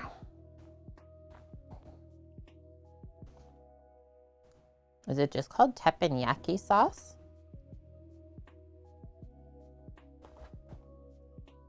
Yakiniku sauce.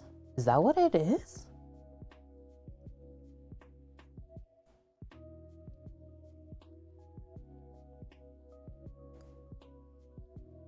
It is. Okay, I'm trying to find one that I actually have all this stuff for. I think we'll do it in the blender. Oh. Found a recipe from Just One Cookbook. That's a good one. Okay, so sake, mirin, sugar, soy sauce, ginger. I don't know if I have any ginger. Garlic, sesame oil, sesame seeds. That reminded me we still have to put the black sesame seeds in with the tuna. Been drinking a lot more tea lately though, Cookie. What tea are you drinking? I always find it interesting hearing the different teas that people consume.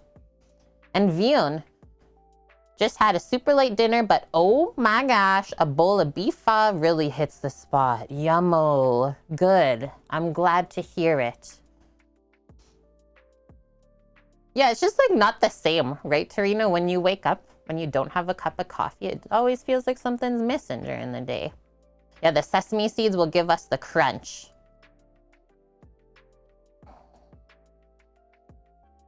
Yum. That's gonna sound good. And so they make it in a sauce pot. And then they pour it out. That's not the same one. That's like a marinade. I thought it was gonna be the creamy sesame sauce.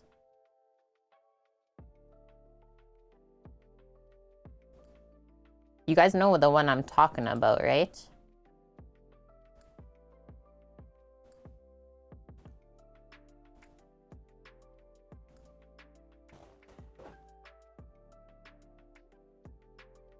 Favorite teas are Ceylon and Darjeeling. Yeah. And mint green tea with matcha. Yum. That's probably what I would go to.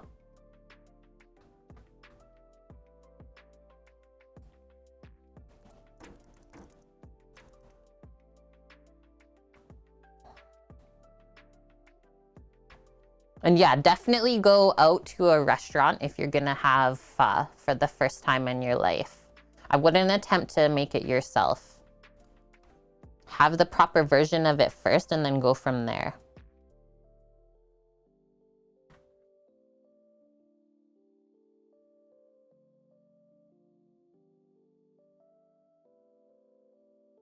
Garlic sesame sauce.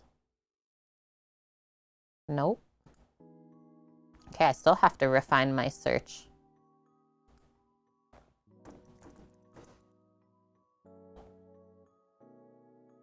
Creamy sesame salad dressing? I suppose.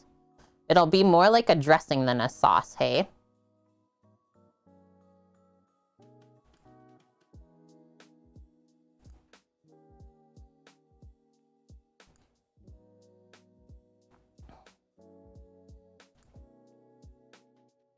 Trev. You would. I think I found it. I found it. Okay, gonna post the link in chat. Finn, thanks for contributing to our community challenge. I'll also pop this up in our recipe link real quick since I forgot to earlier. Astra, what's happening, girl? Are you concerned about where Uncle's at?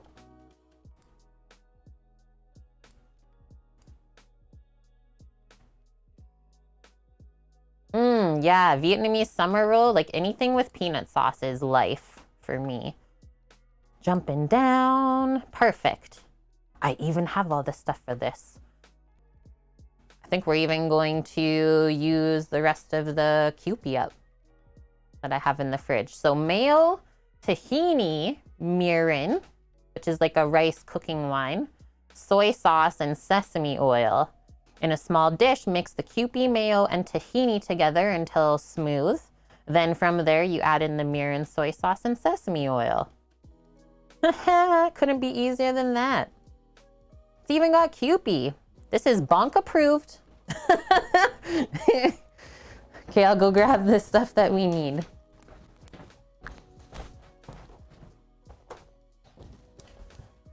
I don't have all of the Kewpie they call for, though. I really have just a small amount, but we'll use up the rest for sure.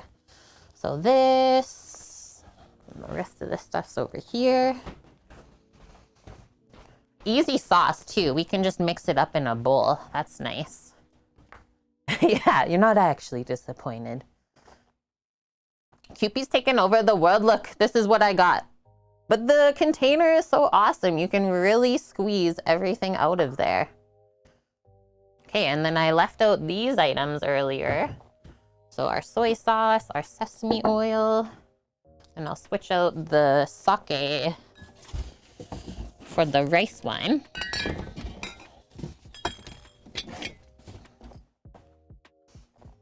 Boom. Rice cooking wine. Yeah, there's this little bit that will get stuck at the bottom, but we'll try and get everything out of there the best we can.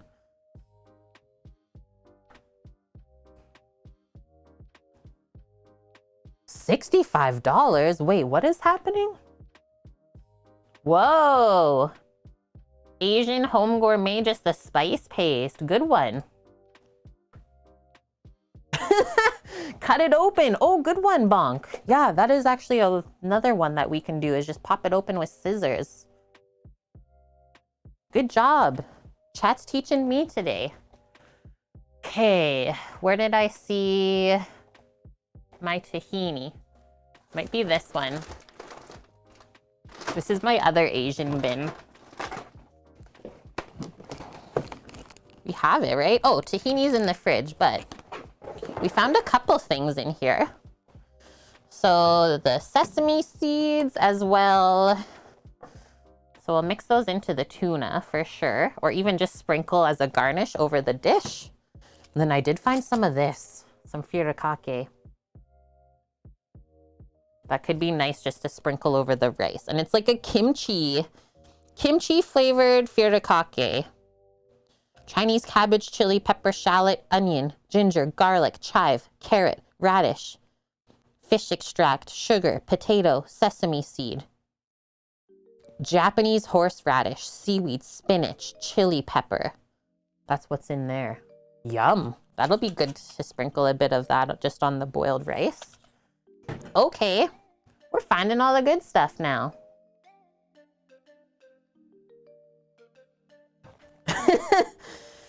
Gonna just have to make pho for the rest of your life, Torino. That's all.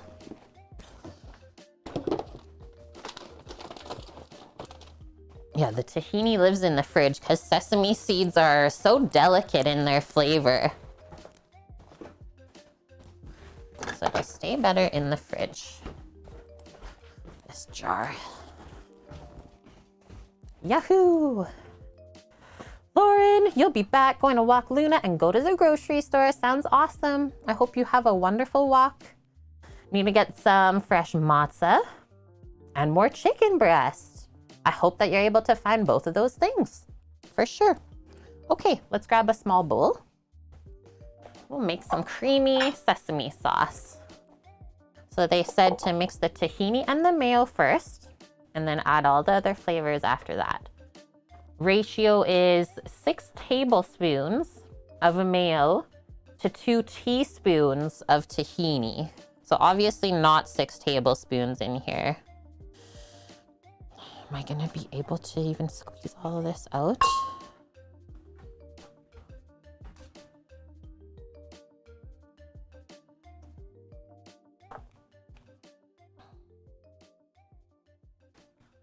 First we'll roll it and squeeze everything out this way, and then I'll cut open and get the rest out that I can.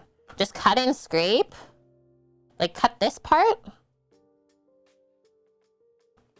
I think I'll try and squeeze out the rest and then cut from there, just so it's not like insanely messy.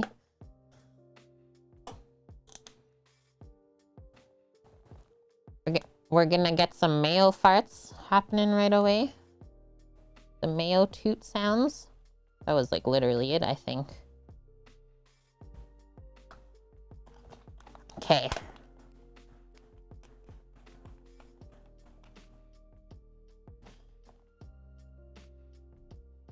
Do the roll, unscrew the cap, squeeze, cut in the middle, and scrape up the rest. I don't know if I can get more of this out. Astra is very concerned about what the heck we're doing here too. Oh, that was a good amount I got out. Why is the dog so excited about mayo? And then I'll bring over a bench scraper. A metal one at that, so we can be very powerful. Just cut and scrape, chat says.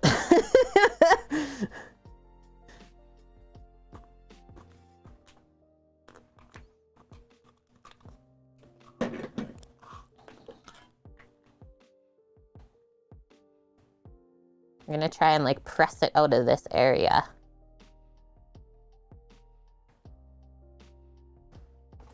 It's working. Just don't slip at this part and then scrape it all onto the cutting board. But whoa! Poke. And I'm gonna keep that part squeezed as well so it doesn't all just fly up. Can I keep this hot?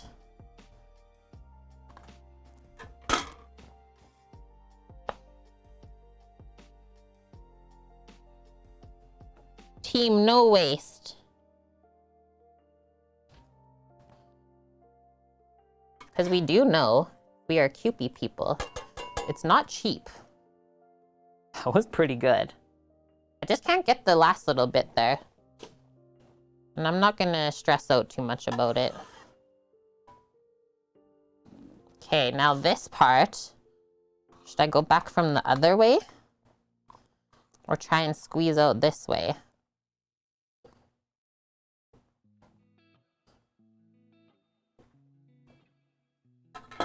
That worked.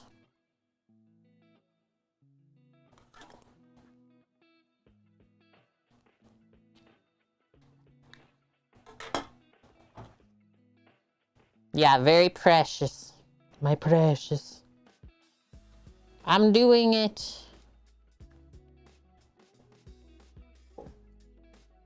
Can we get the rest? Now my fingers are so fatty.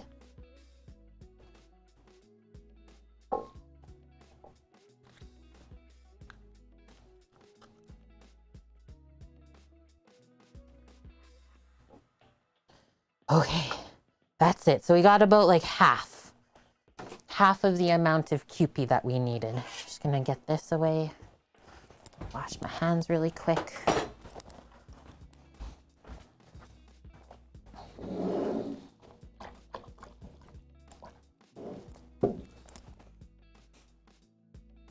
Got it smaller and finger it. You would. You would suggest that. Of course my mod would suggest that. Waste not, want not, it's true. And hi JK. Yeah, how are you doing today? So now we bump up the rest with just some trash mayo. You would have scraped the entire inside even? You got some patience. Like, I thought I had patience. I don't have that much, though. Oh, dang it, JK. That's unfortunate. One thing I always say when people come into stream saying that they, like, lost their job or anything like that, I think I'll stop there, is when one door closes, another one opens. So to me, that just means that life is gonna bring you down another road that is better for you. Usually when things end, it's because it's not meant for you anymore. This looks nice and creamy. I'm doing good, thank you for asking. Yeah, trash mayo is every mayo. 100% Katniss. You get me.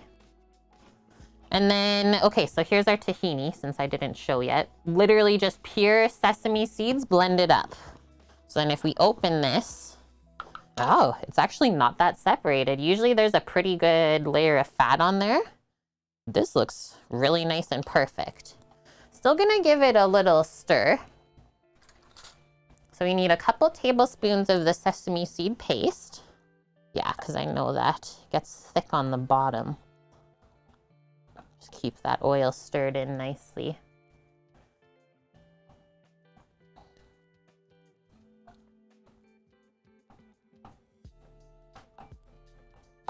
And then this is the same stuff that they make hummus with.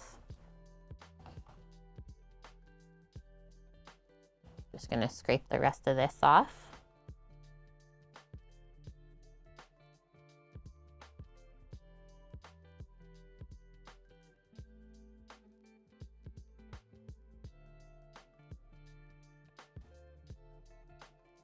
There's that.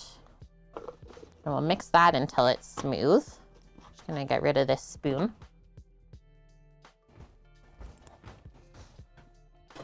Yeah, you're like Samo.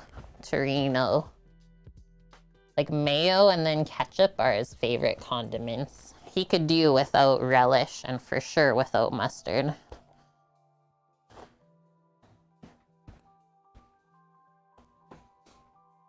Yeah, between the canned or dried chickpeas and then just the little jar of tahini to have in the fridge. Easy to always have the ingredients around for hummus. Because then you always have garlic too, right? Okay, so this looks a little bit thick right now. I think that's exactly how it should be though, because now we're gonna add some liquid ingredients. Gonna loosen it up. Nice. So what are the ratios for those? 2 teaspoons of mirin. Should I do this Chinese rice cooking wine or should I do the sake? I think I'm actually leaning more towards the sake for this one. I don't know why, but I feel like it might just be better. Hi, Faye Green, how are you doing? I thought mirin was rice vinegar. It's like rice wine vinegar? Or a rice wine, sorry, it's not vinegar. Just a wine. Use the cooking wine. Okay. Yeah, there's rice wine and then there's rice wine vinegar. Kind of confusing, right? So a couple teaspoons of this, I'll just eyeball. Pour it in one spot. Eyeball where you pour. Next one, same amount of that as soy sauce. It's just Japanese kanji, not actually Chinese. Okay, thank you for the info as well, Blackmore. Appreciate that. This is gonna add some seasoning to our sauce now. Soy sauce is salty. And then lastly, our sesame oil. 1 teaspoon of that. We already have some sesame flavor in there. A little of this goes a long way. Now I'll mix that up. You're so bad at eyeballing, Faye. You'll get better though if you do it more. Unless you're just seasoning something for yourself, right? But then you get stressed out if you do it for other people.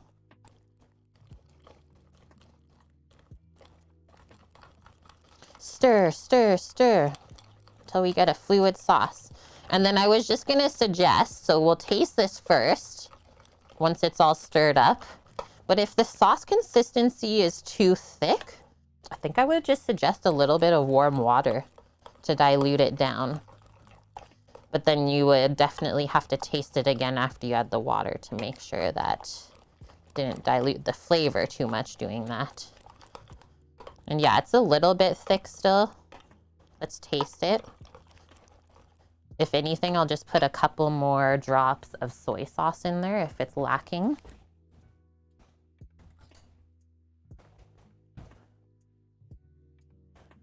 Oh yeah, you did the Mediterranean dinner for the GF. That's right, Bonk. Baba ganoush and hummus with tahini, pita, chicken, beef, and lamb skewers, tabbouleh, Greek salads, and toum. Oh, that sounds so good. Did she love it?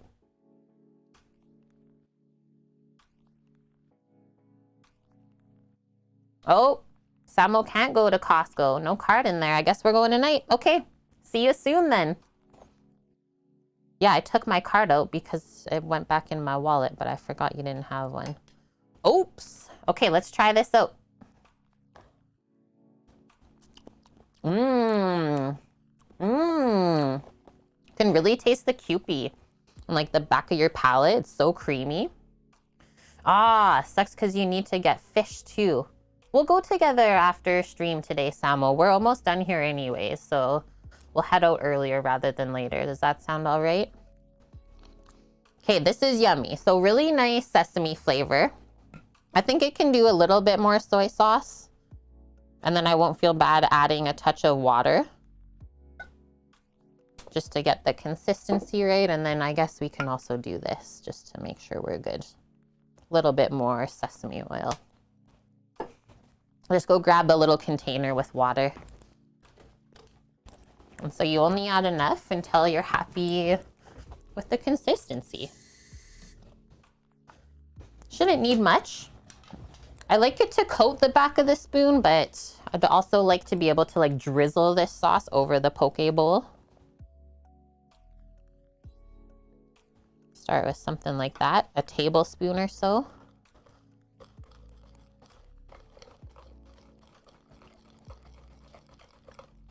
We might even put this into a squeeze bottle. Yeah, this is looking better. It's ice rain later. Not 100% good about that. Might be a tomorrow morning.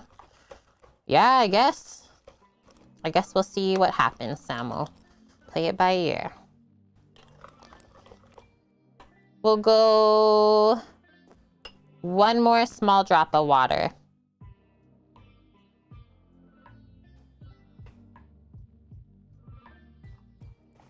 For toum, are you saying, Faye Green?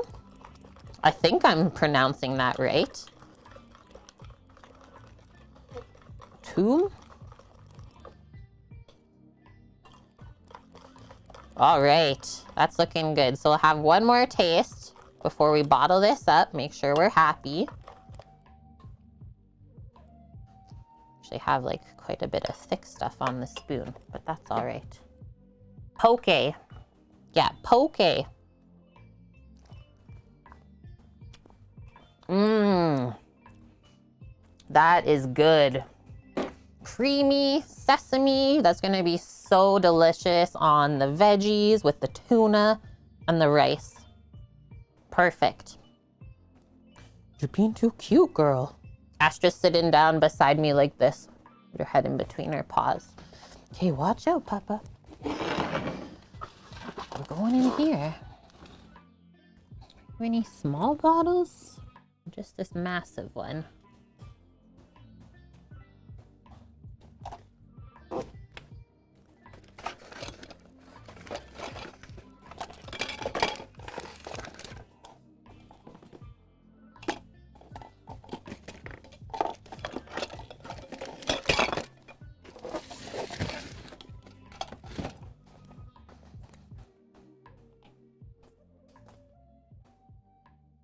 Got it. So we'll fill that up. Have you been saying pokey or pokey? Poke. Oh, you've been saying it pokey, Faye? It's okay. It's all right. Have no stress.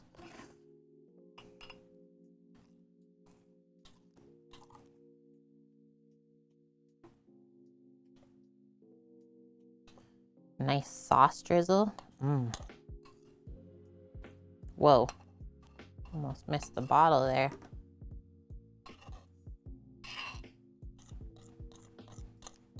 Maybe could have used a funnel.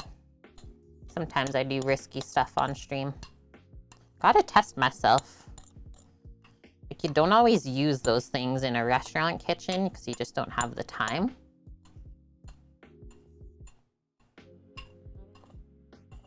Make sure I still got it, chat.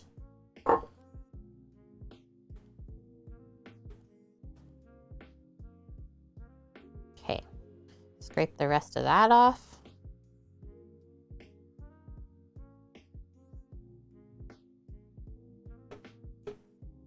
That was so easy. Yeah, we will learn. There's still things that I'm learning. So we really didn't make much sauce because we don't need a lot of that sauce. It's quite powerful, but really delicious. And hi, Flood City, how are you doing? All right, so I'm gonna take a couple things away. And okay, now all we're gonna do is pop some rice on to boil. We'll just do a quick cleanup first and then away we go. So far, like, no dishes made today on stream. Gotta love that.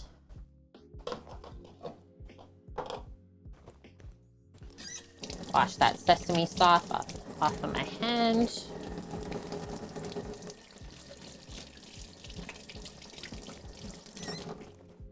And then while the rice is boiling, we'll get everything together for plating. That's how a quick lunch comes together. Yes. Torino. Never had a poke bowl. I don't know if I've ever actually gone out for one. I've had the components of it before. Yeah, would rather just have sushi. I think me too, Bonk. If it wasn't so expensive, totally. I think we always just like set a limit of what we spend on sushi and then compare the different prices and restaurants from there. I think we usually spend about $30 each on sushi, so total for the bill is around $60. And that gives us usually enough for like leftovers, a couple snacks the next day. Okay, this is going to the fridge. I will be right back. Learn to make your own, cheaper, better than the Safeway stuff you're stuck with. Yeah, probably with where you're at. And I wanted to say, I did see Tabatai cooking. I saw Graham testing out the sushi gun the other day on his stream. Take a photo of your card front and back of the Costco one you're saying, Sam? Samo does not want to go out tonight. Okay, one sec. Where does it live even? I don't know where you put it. Oh, got it.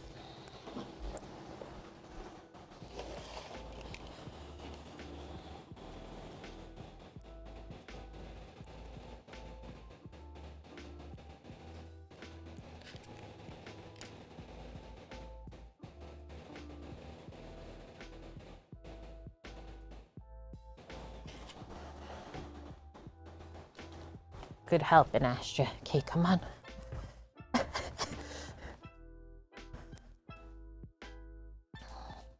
Go, chat, go. Okay, incoming. Boom. Boom.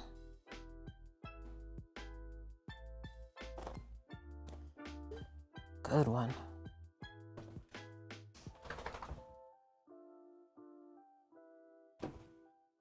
You prefer poke over sushi, Blackmore? Makes you feel like you're eating a lot of vegetables. That's the other side of it. It's like it's a very balanced form of that. of sushi, I find. Like sushi with veggies, pretty much. Yeah, it's slowly warming up, Cookie. This morning, I'm pretty sure it was like minus 25 overnight. And then by the time it's 5 p.m. today, we're back at 1. Plus 1 Celsius. Back to springtime weather. And I'm okay with that. Actually all right with that. Thanks for the help, girl. Thanks for all the helps. I think you got ants in your pants today, though. Okay, we'll pop these away. It's warm out. What is wrong with Canadians?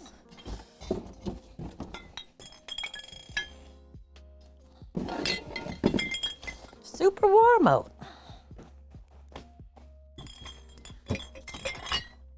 Okay, that. And then I'll bring out the other burners.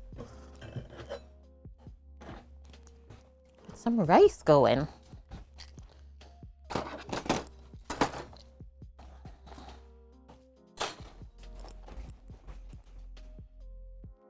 Poke bowl placed by you is delicious. Don't know how to buy fish, so it's nice to be able to just go there. And then do you usually get tuna on it? Because I know some places also do a bit of salmon. And hi, Hot Carl. Yeah, happy Friday, friend. Hope the day went fast for you. I know that our day is going fast for me. Just saying. Everything's turning out great so far as well.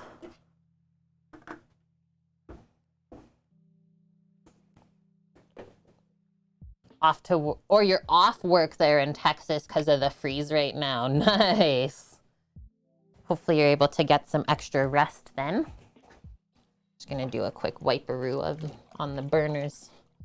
I always make sure they're clean before I start cooking as well. Just so we don't like burn anything onto this. What's Samo saying? Oh, just driving. That was good thinking on Sam's part. It's like, hey, can't go to Costco without the card, but I don't want to go back later because the weather's about to get crap. Just take a photo of the card. And usually that works these days. Slept in until 1 p.m.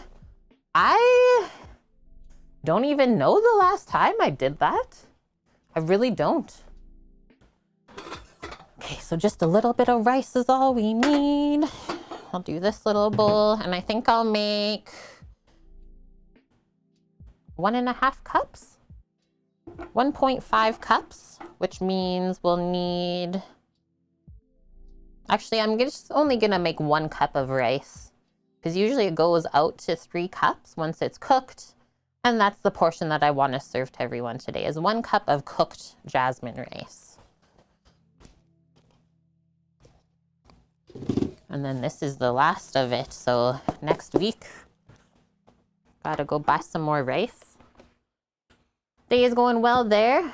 Oh, dang it. You tested positive for COVID. I hope that you get on the mend quickly. It's unfortunate.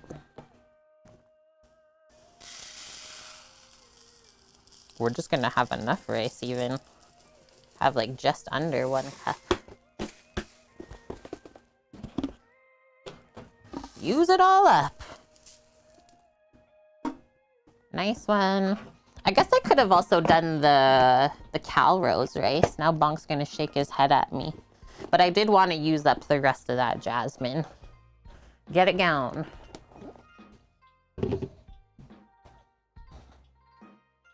It's actually one thing that was not specified when we were reading up on poke is like the style of rice that they serve with it. So I'm gonna turn this burner up almost to the highest heat, and then we're gonna actually toast the rice kernels before we boil them. So just get a little spoon nearby, and then I will go measure out a couple cups of water to pour into here. Hope that you have a positive viral experience. These are the things we wish to each other now. Oh man.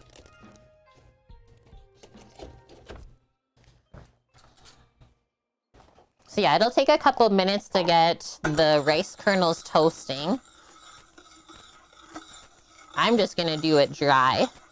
And then you know that they're toasting up because the kernels right now are like translucent. You can kind of see through them, but they go more white and opaque as they get toasted.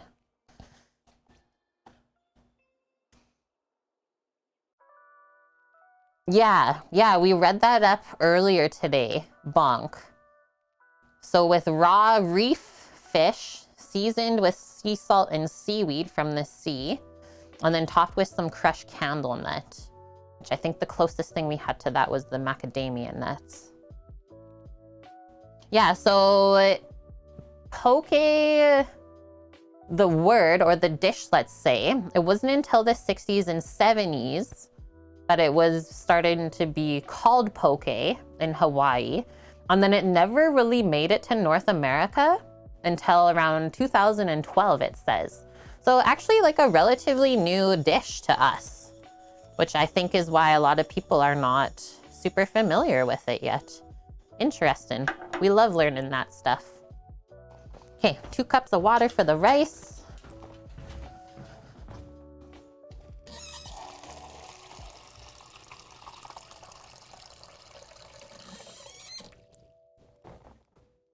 And then this will take, what, about 10 minutes to cook up? Be good to go after that. What? What? What are you doing? Bless you. Wait, you have stories? Bless you. What kind of dog stories? Astra's trying to tell me something right now, chat. Trying to get it out of her. Sometimes she's shy. What are you saying? Really? Poke. Poke. Please don't eat me.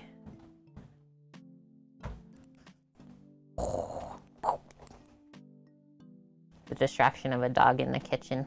This is why they don't allow dogs in restaurant kitchens. The food would never leave the kitchen. Diners would go home hungry, but at least they pet doggos. Okay, we're getting there on this stuff.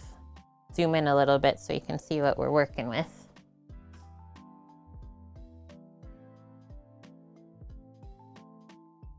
Yeah, the sushi craze probably helped people get onto poke. That would make sense, bonk. Yeah, everything turned out really great today. Such an easy dish to make.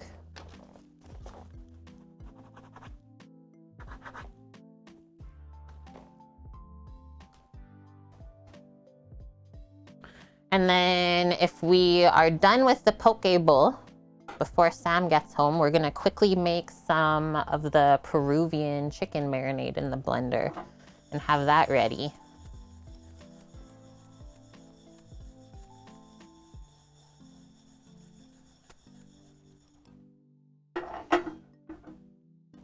Which I'm gonna look at right now in Discord. I think it's just like vinegar, a couple spices, some oil. It's quite a simple marinade. Oh, and garlic.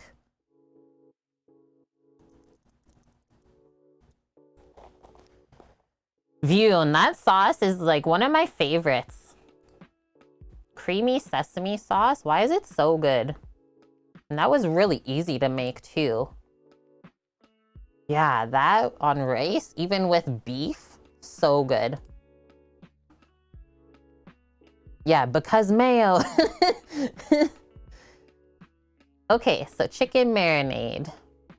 Salt, cumin, paprika, pepper, garlic, vinegar, oil. So simple. I think we have enough cumin seed ground up. Just gonna double check that really quick. Yeah, because we just did some fresh stuff earlier last week. Perfect. Okay, did this like slow down or what? Hello, burner.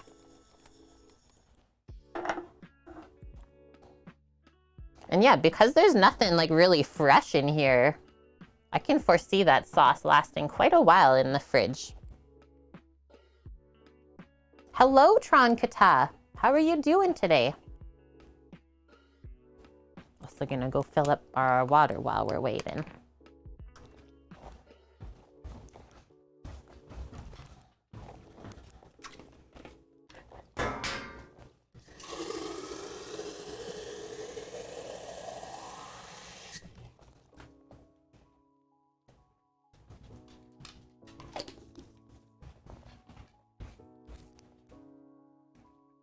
You're doing excellent. That's great to hear.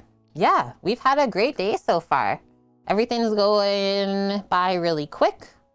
Been having some good chats, been learning about poke since we're not too familiar with it.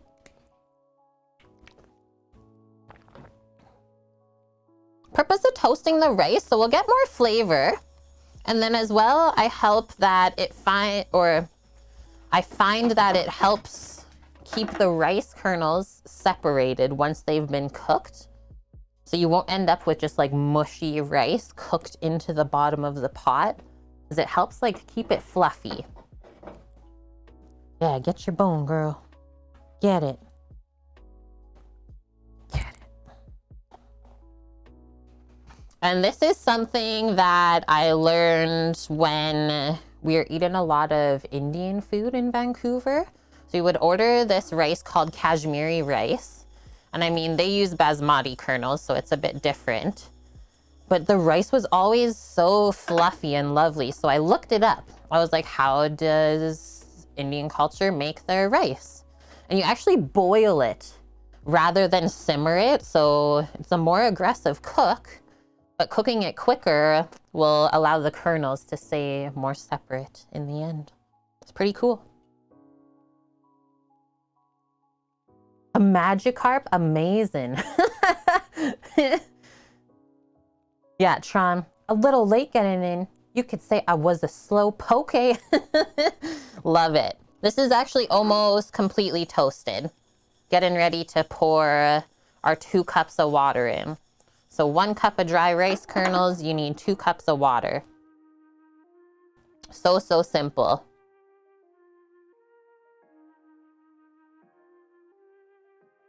Okay, let me get the rice going and then I'll take you over since you're being a baby. Yeah, I know. You're being such a baby. She's not cooking with Auntie today, chat. It's because Finn's home.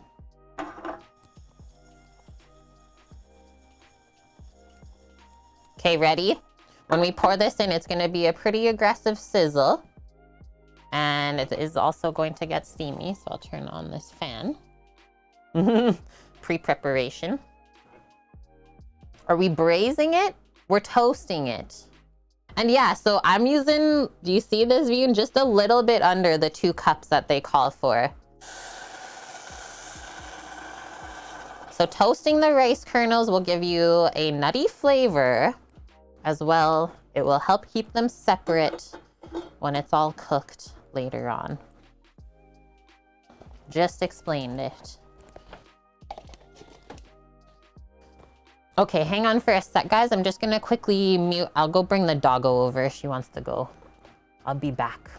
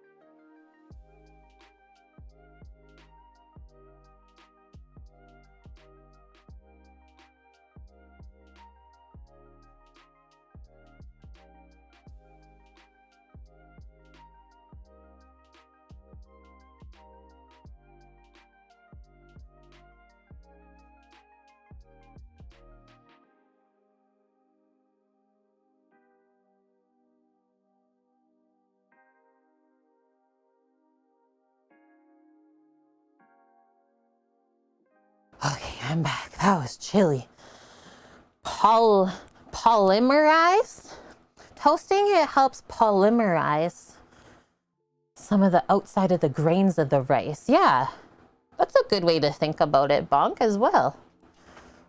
Okay, so we're not really steamy. So I'm gonna go grab the tuna out and we can mix some of the sesame seeds into there, as well as some of our veggie garnish while we're waiting. Polymerize. Please. Annie, is that you? Somebody send help. Thank you.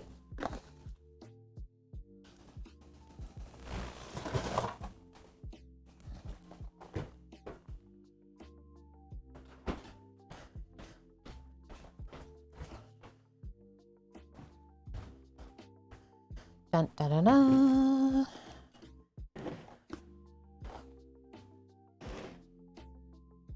Yeah, it hurt a bit. That one hurt a bit, guys. Okay, so here's our ahi tuna. This was the first thing that we dealt with on stream today. Oh yeah, there's a bit of juices down there. Seasoned it with, the first thing that we can see here is some chopped macadamia nuts, which are very traditional to pop in there. And then on the fish, we did soy sauce, a light version of soy, as well as sesame oil. What else? Some lime juice, rice vinegar. I think that was it. Really, really simple. So now, just to keep going on our sesame train here, is I'm just gonna put a little bit of these in with the tuna for some contrast. A little bit of like popping bite, let's see. Do a little bit more.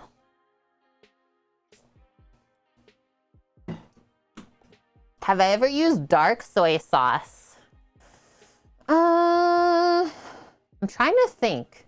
I've used like the sweet soy sauce, but I don't know if I've ever used like a dark soy sauce. Have you?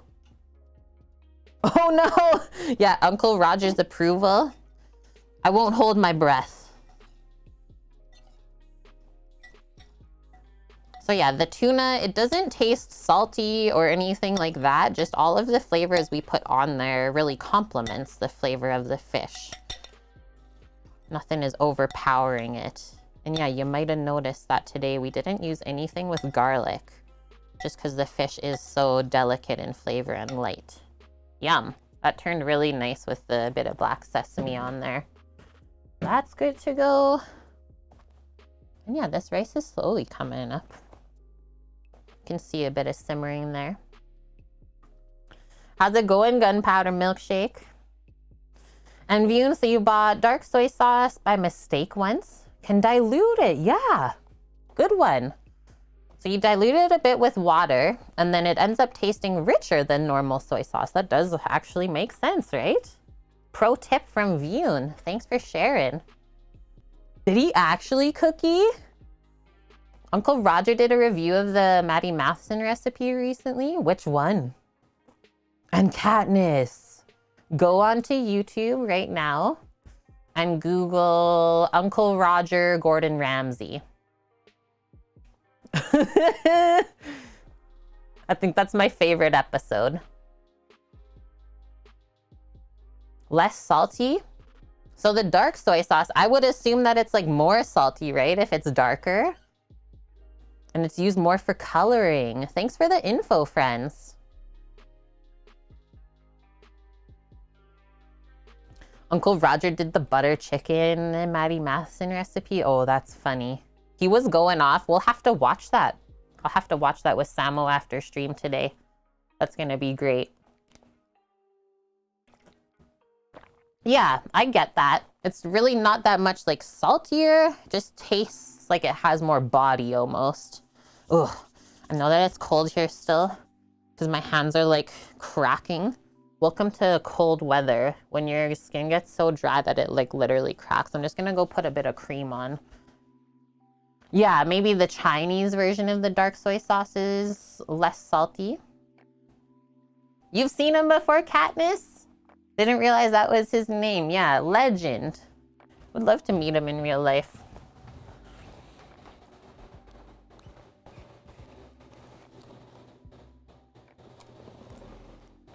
I think that's like really the only difference I've noticed moving back here.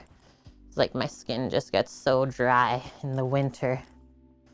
Okay, getting a little bit of steam popping out of this pot now. Looks like it's cooking a touch slower than like the regular stovetop. Might be a 15-minute-er. Maddie didn't even marinate the chicken in like yogurt and spices the day before. I'm actually pissed.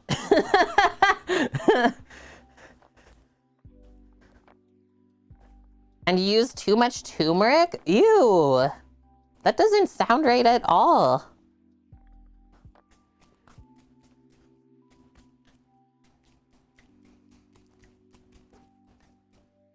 Don't forget the salmon.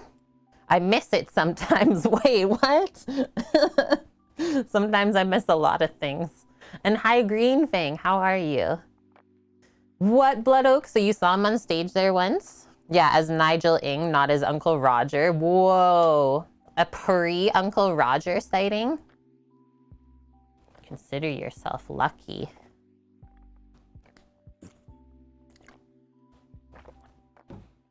Yeah, he put down his leg. Not a good sign. I would say so. Okay. We're gonna do 2 poke bowls in our black wok bowls. And then we'll do 1, just for some contrast, in a white bowl. That looks really lovely.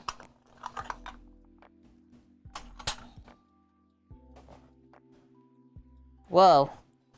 Okay. Now we got things happening. So this is usually the point where it's about to boil over. Just pop the lid on to the side. Let some of the steam out, but let's keep this going. I'm just going to turn it down 1 notch. So I went from 5 to 4. But this is the temp that we're looking for. I had no idea that he was actually a comedian. Ooh, a nice turmeric and orange kombucha, Green Fang. That sounds really healthy.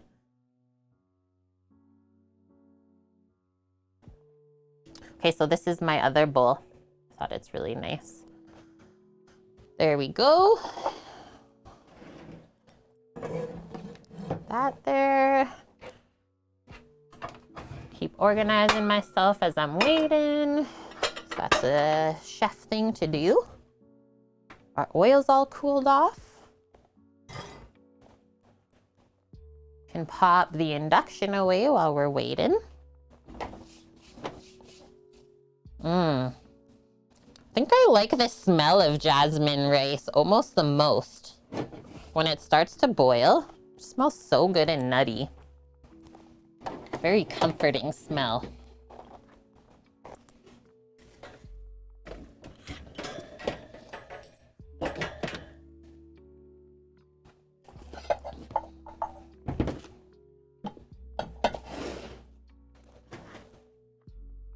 It's looking really good. It's exactly how it should be looking right now. Never had a good kombucha. Afraid to try it as an adult now because when you were a kid it was très horrible. I would try it now. I think kombucha has probably come a long way. Like, I didn't even know kombucha was a thing when I was a kid. Got everything minus the meats and the asparagus. Go, Samo, go. Go, Samo, go. You got this. So you need salmon, chicken, asparagus then. Are you saying like there's none in the store?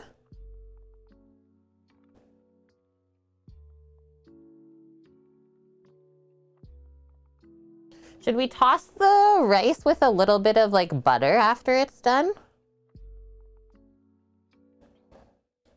I'm torn. And then do we want to use this at all? The kimchi, if you're to kake on the rice. Gonna take your time for sure. For sure, no rush. We'll see you in a little bit, my dearie. And then it's his Friday.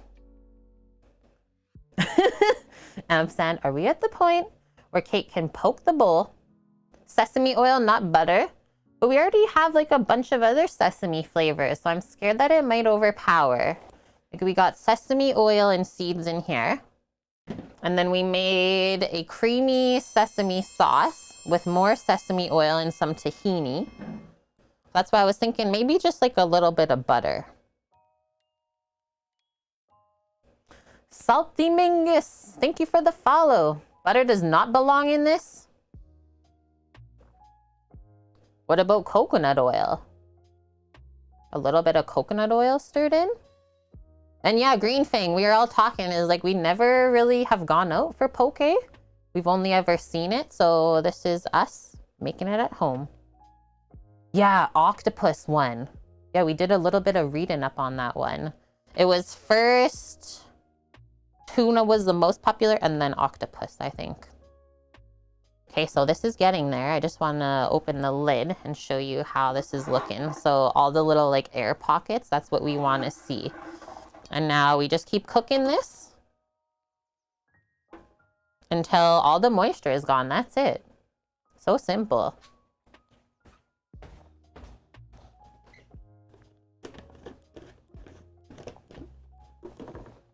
Gonna grab a little spoonful of the coconut oil from over here.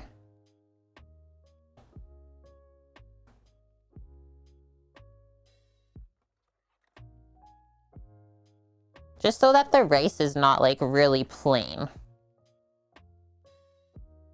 And that way it won't stick together either after it's been cooked. Okay, I got the spoon ready.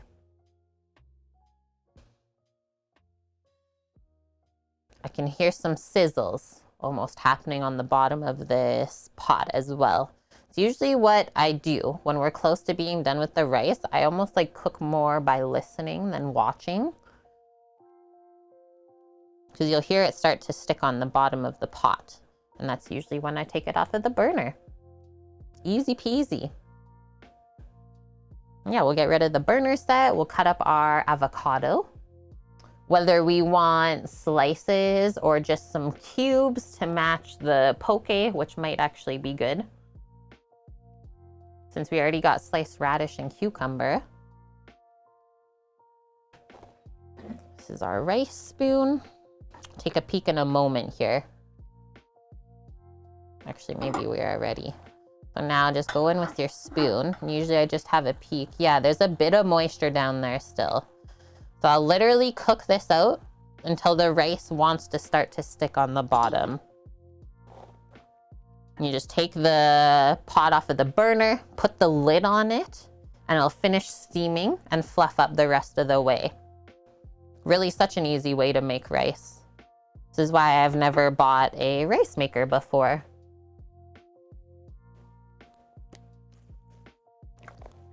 Nice, Green Fang. You should go try it. There's a sushi place in the food court in a mall in Ottawa that sells it. I don't know the price point of poke bowls.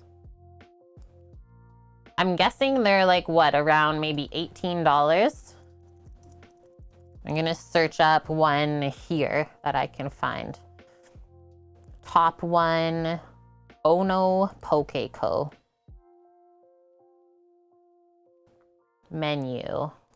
Ooh, all they do is poke and ice cream. Okay, the tuna one. Oh, there's no price.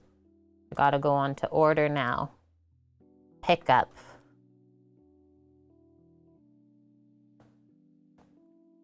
So the Ahi Tuna Poke Bowl is $13.95 Canadian.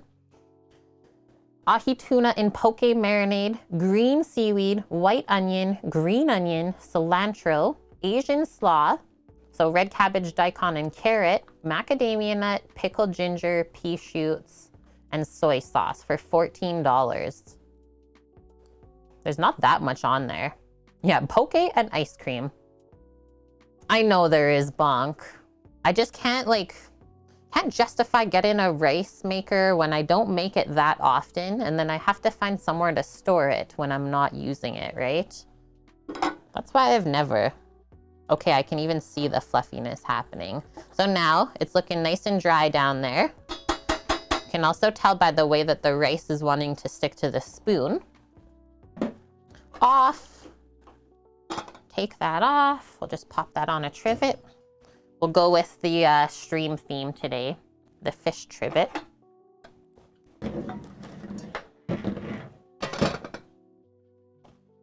Get rid of this. How much is like a good rice cooker? There's so many on the wall at the TNT Asian market where we go, but I never actually look at the prices because I don't buy them.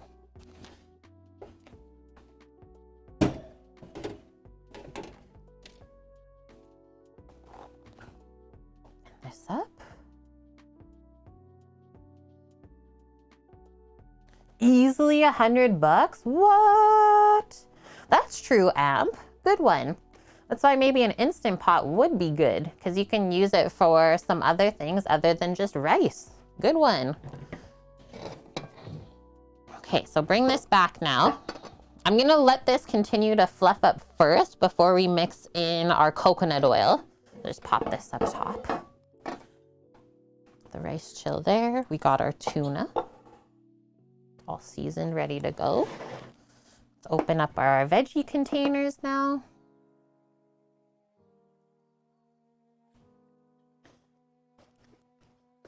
Don't even have room for one cookie. It is nice though when you go over to the in-laws, mostly the keeping warm feature. Yes. Yeah, make the rice first. That is true, bonk. What happens if I want homemade chili in the Instant Pot with my rice? I don't know, okay? Crafty X-Ray Girl, hello. You use your Instant Pot for rice all the time. It's the only way your kids will eat rice anymore. Why? Does it just make it like so much better? Yeah, what do? Get another Instant Pot. Good one. Get out of here, mouse. We don't need you where we're going. Okay, that. Creamy sesame sauce. Maybe I'll put it right there. Next one, open up these couple of small avocados. Tried to pick the ones that weren't like overripe. Sometimes you just don't know what you're gonna open up, right? Let's see how we did.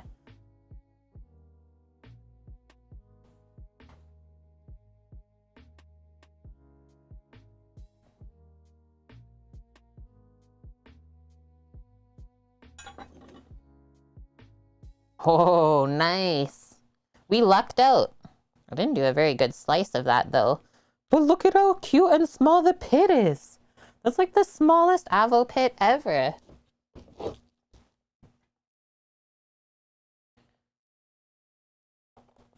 Yeah, just have a whole row of Instant Pots on the counter.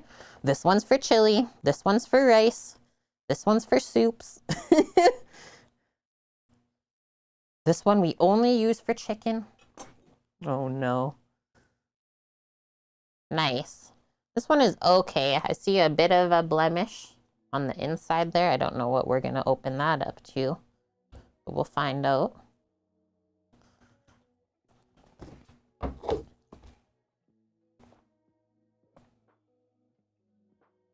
Sneaker waves? I don't know.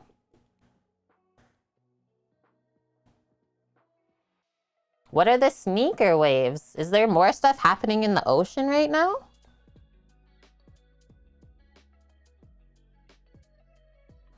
I'm just gonna cut some chunks of this. Literally putting like no pressure on the knife, because you definitely don't want to cut through the skin with the blade.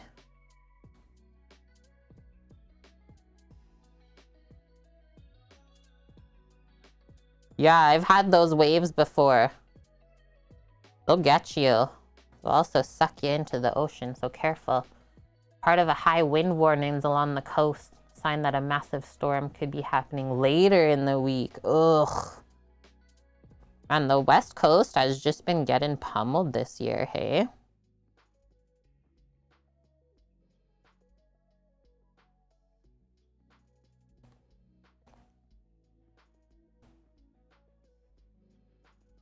What? Salty Mingus? That is so cool. OMG, my fiance is such a huge fan. It's her birthday today. Please say, Jen, you're fine as F. Jen, you're fine as F. Welcome, welcome in.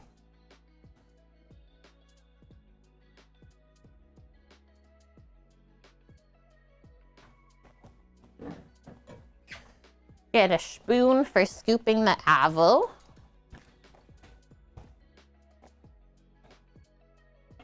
Nice, Green Fang. You're having some Kung Pao chicken right now.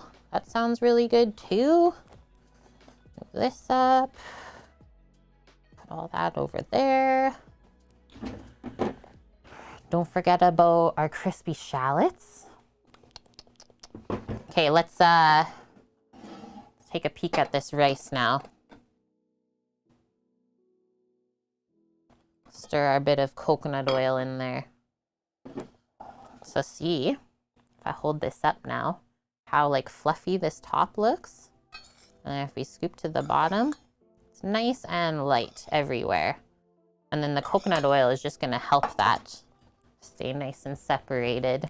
So I'm only gonna do like a tablespoon or so. A little goes a long way. I find coconut oil can be a little bit strong, but I think just with like the nuttiness is gonna go very nice with this. A little bit more.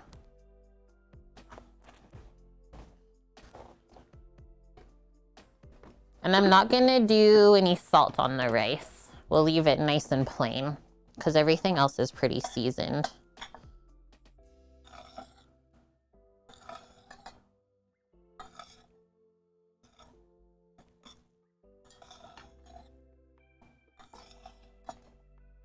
What did they say after that? I knew it was a troll. I was like holding out. I had high hopes. Oh no. I need to go check really quick. What is wrong with people, honestly? This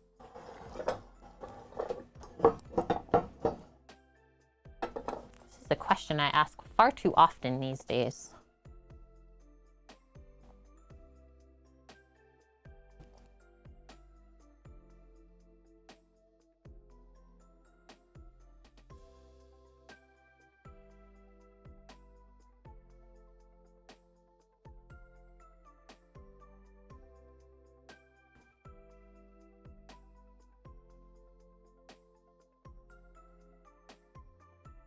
Yeah, what's the fiance's Twitch name? I was gonna say. I almost asked. I was like, is it the Jen that I know? Couldn't be. Silly butts.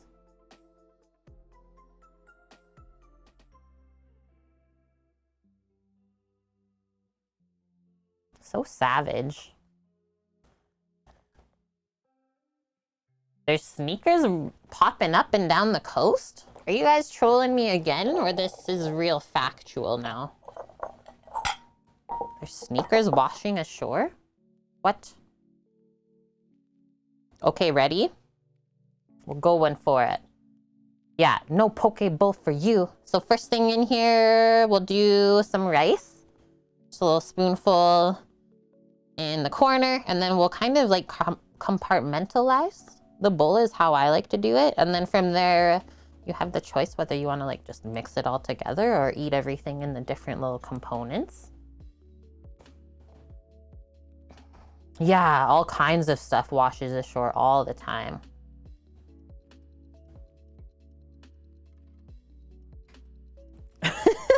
Mish, it's too good.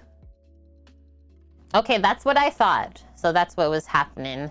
The same thing happened a bit ago here, except the ship had like fridges and stuff in it.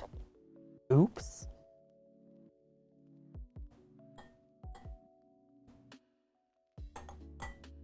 It smells yummy. The coconut oil on there.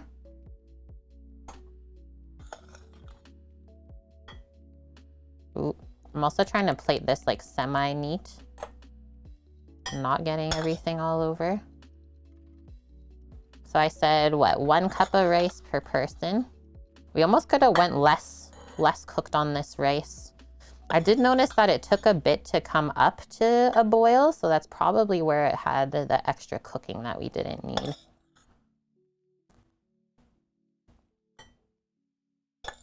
The rest of this is for Samuel.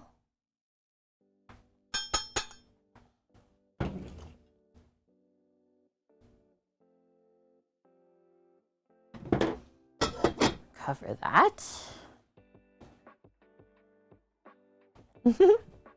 Bonks dancing. My bro is having whatever Sam brings him home from his work. I already told Rando this morning. He's like, yeah, it's okay. I already knew this. Okay, now the tuna. Just keep moving stuff around here. We keep plating. All of the tuna fin. Thank you for the raid, Mellow MC. How is your stream today? You're popping in at the perfect time here. We are just plating up our poke bowl. Everything came together really, really nice.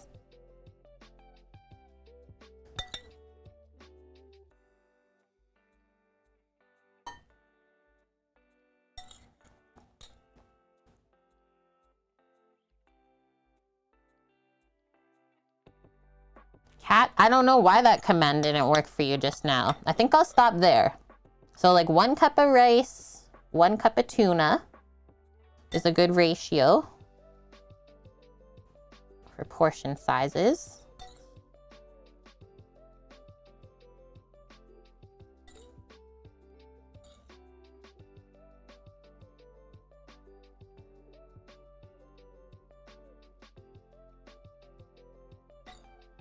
A little bit more for me. Should do it. Pop 2 more in there. It's looking lovely so far. It's gonna be nice how like all of the colors are gonna play off of each other. Arthur Bontwick, Pokeball plating poke bowl would be fun. Yeah. And thank you, Cookie, for the 1,840 bits. Whoa. We're at 86% now. Thank you. 857,000. I still remember the day we popped that goal up. We're like, are we gonna hit this? I don't know. We'll pop it up anyways. And Green Fang, is my brother not really a seafood person? He's like texturally challenged, let's say. Like, I think he would like to eat it. It's just the textures that throw him off. Also, I'm trying to be fancy on the cucumber right now.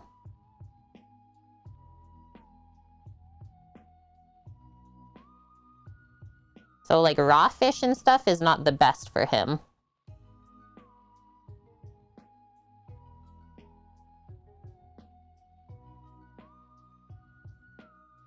Pop that in there real quick. I like the cucumber because it kind of sticks to this side.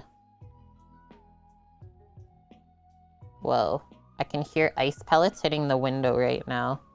Do not look outside. We had fun playing around with the mandolin today with the veggies, as well as the spiralizer.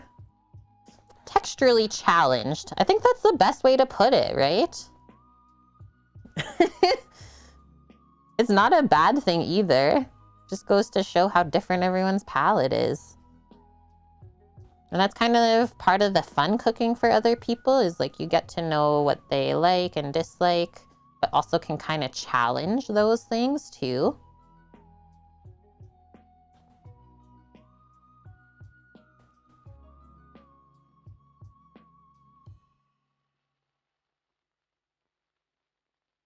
Yeah, it's totally normal out there. It's just raining, okay? Just had some frozen yakisoba from Costco. A beef one. So this is called fanning, what I'm doing right now. We're fanning the cucumbers out to look like that. Big fan. Oh no, that was an Annie just now, I think. And now I think I'll just pop some carrot spirals in the center. Cover up with some avocado. And yeah, these are like, they look hard to eat at first, but once you start munching, basically disintegrates to nothing.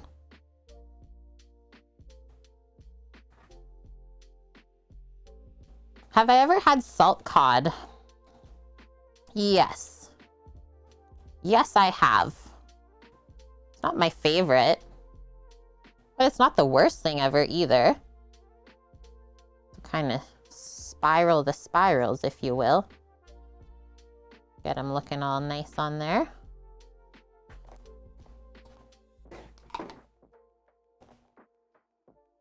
Finn is so excited. Me too.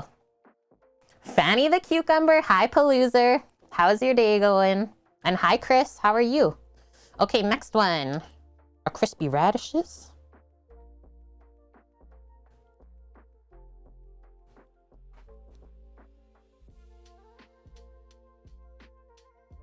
I like fresh, crunchy things with rice and protein.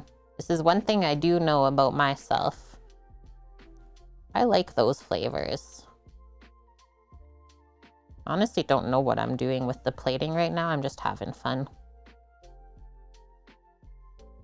It's working out. Love when a plan comes together. You're doing good, Chris. That's good to hear. Nice. Just got woken up with a fat steak and she's hoey. Yo, the bro brought that home for you? Sounds like an all right Friday to me.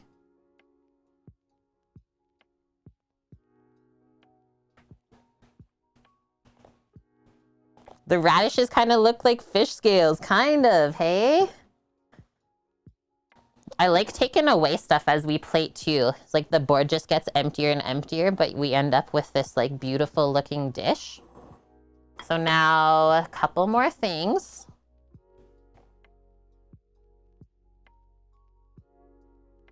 Yeah, it's Friday too. That's far out, man.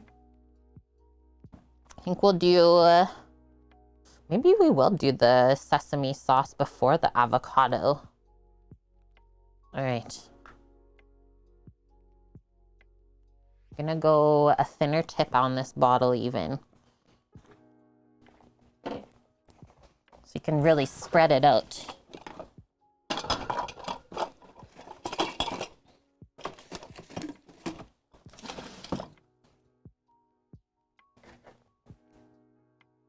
Chris, you watch a few streamers on here. Constantly have good viewers, more than anyone. That's sick. Hey, we've worked hard to build up our community over these 4 years.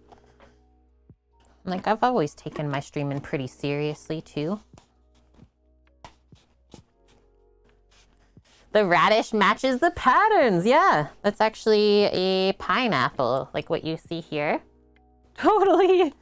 And I did actually pick this shirt today because I knew that we were doing colorful stuff. So I'm gonna drizzle our creamy sesame sauce, like not really on the tuna, but on the rest of this. Sneak it down there. I'll practice on Finn's plate first. For sure on the rice, let's start. I'm left-handed, but that's fine. So I might cover up what you can see. Something like that? I think so.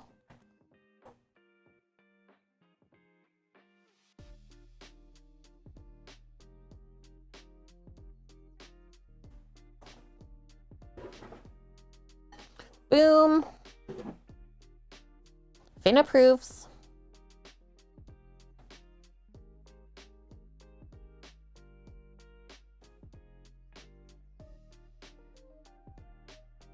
Now, hopefully we have like the most perfect avocado. Just gonna go Maybe I'll slide it off like this. Go for the drop. Kind of mush it, but not really. Why not? Mmm. All of the yummy good fats today.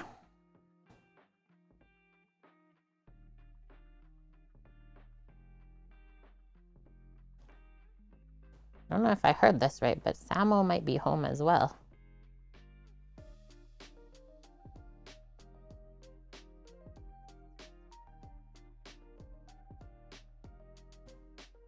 Oops. Kind of fell, but that's all right. We'll make it work. There's still one more component. I'm just gonna wash my avocado hand. Got bunged up a bit. Do you get to see Finn? I don't believe so today, but you might, like, pretty soon. Is her and my bro have been busy. They're doing an LS swap on a truck right now in the shop. So I know that they're gonna start streaming again when they put it together. Okay, our crispy shallots with rice flour. I'm just gonna also have a little tester. Mmm, that's gonna be good, guys. Yummo. Just a little pile of that, literally right in the center. And these are quite strong, so don't go like crazy unless you really love onion.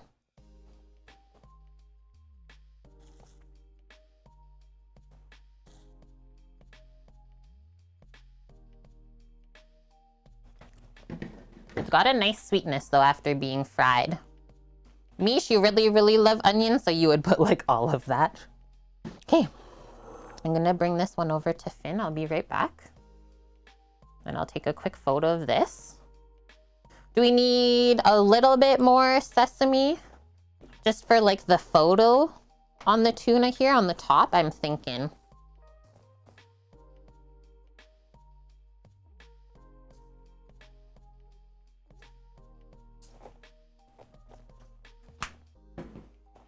We need a Finn reaction as well. Yeah, okay, I'll be right back.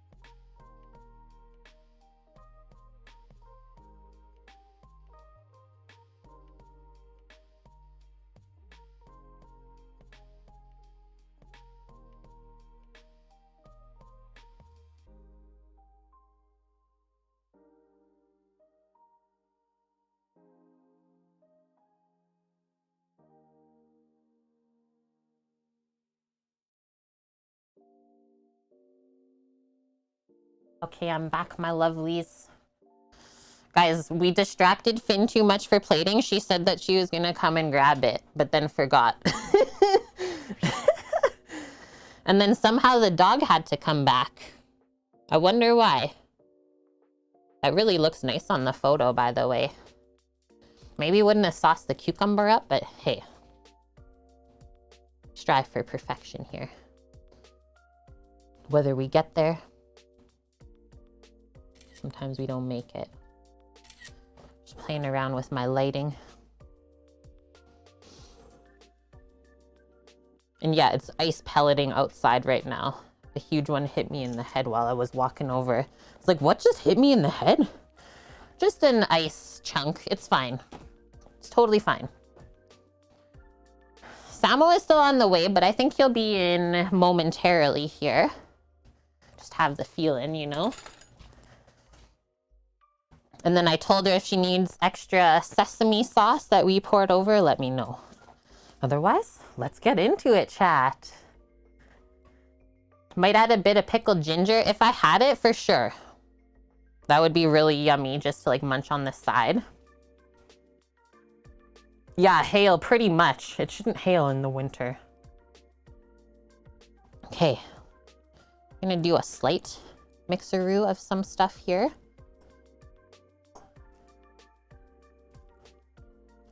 And yes, I did just mix in the shallot with everything. That's how I like to use my bowl. What can I say? Okay, fish, rice, some carrot, if we can get it. Can we even get the carrot spaghetti? Twirl it on the fork. Whoa. Okay, there's some more carrot than anything, but that's fine. Every bite is almost gonna be different, right? Cheers, chat. Finn's got the Kate face eating it. Mm. Mmm. Mm-hmm. Oh, chopsticks? Is it a must? I know why Finn loves this too, because everything is like so creamy. There's nothing relatively spicy even in here. Mmm. That's yummy.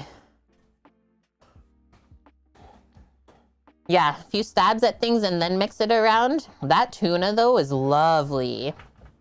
I'm gonna have just like some of the tuna with the rice and the shallot. Mmm. The little bit of toasty coconut oil on the rice really lightens it up. The Ontario Ice Storm of 99. I think he remembers that one. Let's try some of the radish. I think we could have went a little bit more of the sesame sauce.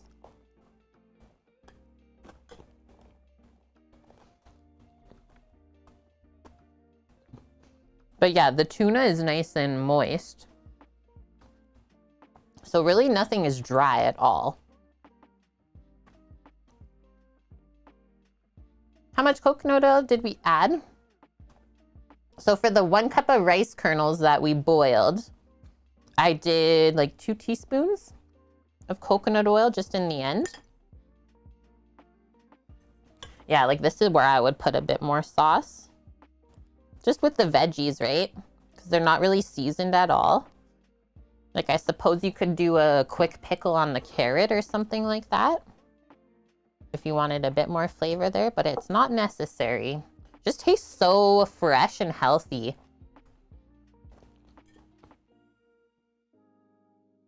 Really, the only bad thing on here is the fried shallot.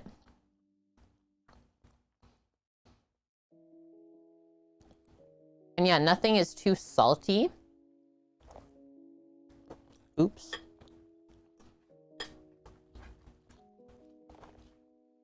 Mm-hmm. Yeah, this is what I've been craving for sure. Because we have been cooking a ton of like heavier food lately. Just needed some rice, fish, and veggies. You could also use salmon in place of the tuna. Would not use a lower quality salmon, that's for sure. You want to use the highest quality fish if you're going to be eating it raw like this. Refreshing is definitely good, Finn. I'm glad that you could enjoy this today. And it's gonna be filling, but like not in a gross way, where you don't want to do anything after. Like it's gonna fill you up and give you such good energy to do more stuff. Good girl. Yeah, that's what we made. I can't give you any. Oh, maybe I can give you some cucumber. Cucumber for doggo. Best quality fish you can find is from the Faroe Islands. Probably better than anything here. Oh yeah, Chris. Okay, what pizza variety did you choose? Cucumber for the cute pupper. Yeah, she decided that she would come back and visit with me. But really, I know she's just waiting for Sam. Yeah, I can just keep eating at this, right? And like I said, every bite is a little bit different. You choose how you want to eat the dish. I told you. It's like she knew. Hi. I'm home, yes, I know. I'm home. No, you have to sit down. Sit down. A bacon one? I don't know the bacon pizza you're talking of. Welcome in. Hello. And Scarfin. You're crazy. Chat. You know it's getting serious when we pulled the plug. Sam almost bought the 20 liter. So we'd have a jug of canola oil and olive oil. Yeah. When you make Detroit style pizzas, you want to make sure you have enough olive oil around. Oh my God. Oh, because that was on sale. $20 off. Marked price. Hello. All of your cheese dreams are going to come true. This was $40. $40. Astra's cheese dreams are coming true. This is the matzah for Sunday. Yes. If only. If only. So close. Imagine if it was 69.69. Nice. Okay, so the chickens have arrived. Yep. I will quickly blend up the marinade then. Take a little break from this. You're taking a moment before you have some lunch, yeah? Yeah. Okay. I'm gonna have one more bite, guys, because it's just really yummy. Mmm. Even the avo is really good. What? Mmm.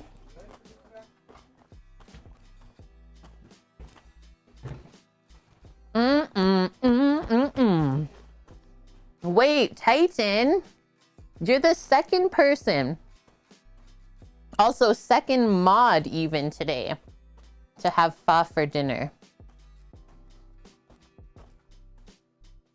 And hi, Tron, thanks for contributing to our challenge.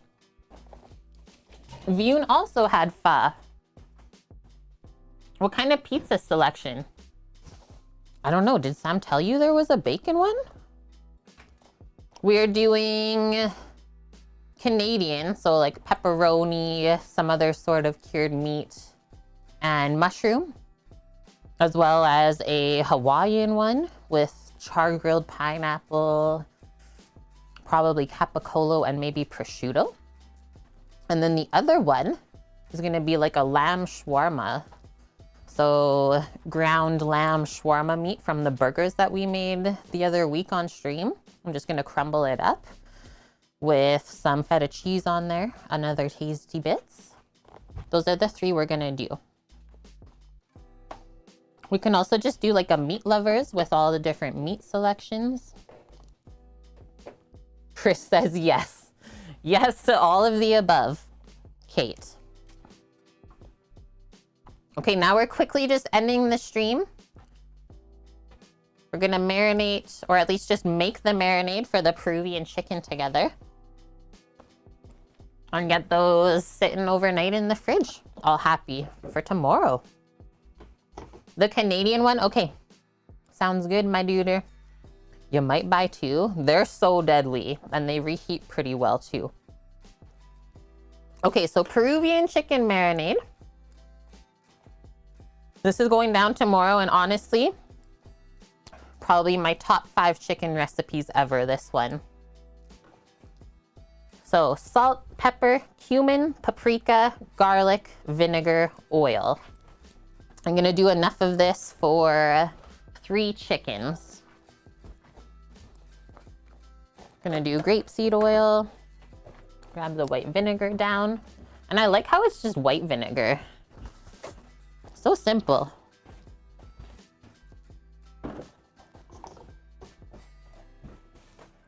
And this one, Clem, are you wanting the recipe for the Peruvian chicken? I didn't link it today because it's for tomorrow, but here's it. It's already in our Discord too. And yeah, we'll be making the green sauce tomorrow in the blender as well. Yeah, I couldn't pass that up. Cheese, cheese, cheese. Cheesing, cheese, cheese. Cumin. Oh, I gotta run to the car, chat. We don't have any more paprika.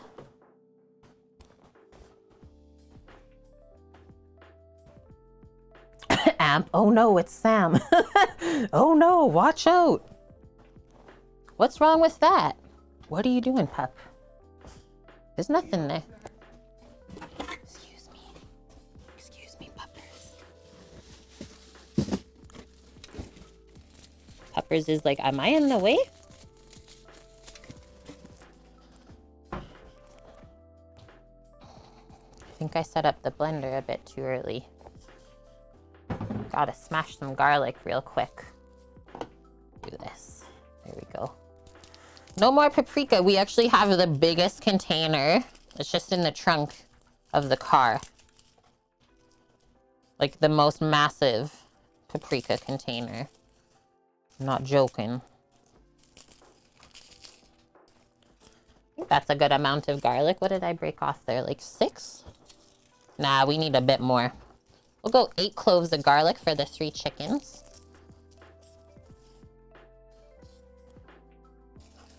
It might almost be the whole head. Who in chat has had Peruvian style chicken before? It's pretty life-changing.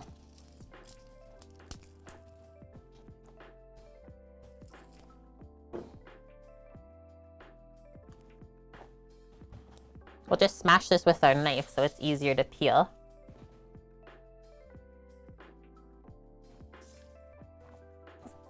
Is it like, how can you get 5 gallons gas containers of soy sauce? Pretty much, honestly. So we can get an entire drum barrel of the olive oil that we use, Amp. How big are those barrels? Like 80 liters? 100 liters? It's true, Bonk. I don't know why we always have to have this conversation. Good amount of garlic. Just double what the recipe calls for. Usually I don't even read what it calls for. Just do what we feel is gonna be right. Okay. Now, as we peel it, it can go into the blender.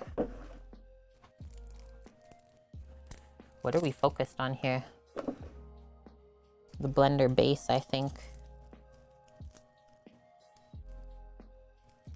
Yeah, you measure garlic with your heart. That's another way to do it.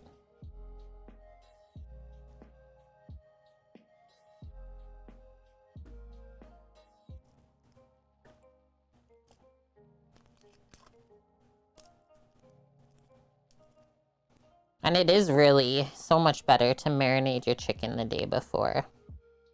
That's how you can tell the love in a dish, right? It's like when you're willing to take the time. Yeah, Katniss. 40 garlic clove chicken? More like 100. That is also a recipe that's in my top 5 chicken recipes. Wouldn't even know about it if I didn't stream. Crisp black garlic, that takes forever to make. You're on a black garlic craze right now. Do you make it?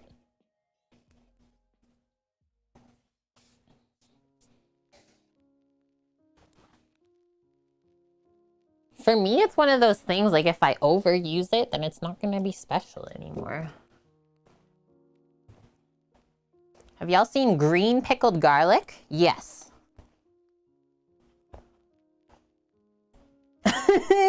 Yes, Bonk. Thank you. Okay. Oh, some peel snuck into there. Get that out. Next one, we'll add our cumin. Gonna pour into there. I'm probably gonna do like 1.5 tablespoons. There's a good amount of cumin in this. That. Go grab the paprika momentarily here. Yeah, it almost turns like a blue-green. It happened in the pickled onions that we made on stream the other day too. So I usually just add enough vinegar that makes this blendable.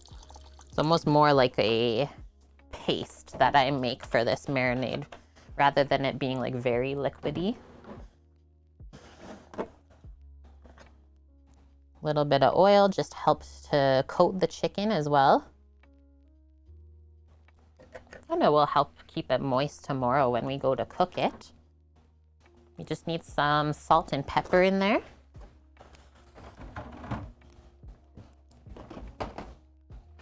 I'll go grab the paprika.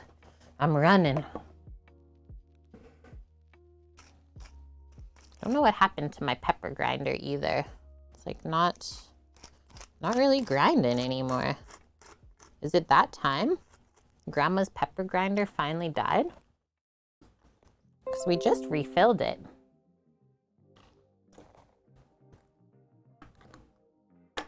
Hello? I think it's time, Amp. I think it might be time.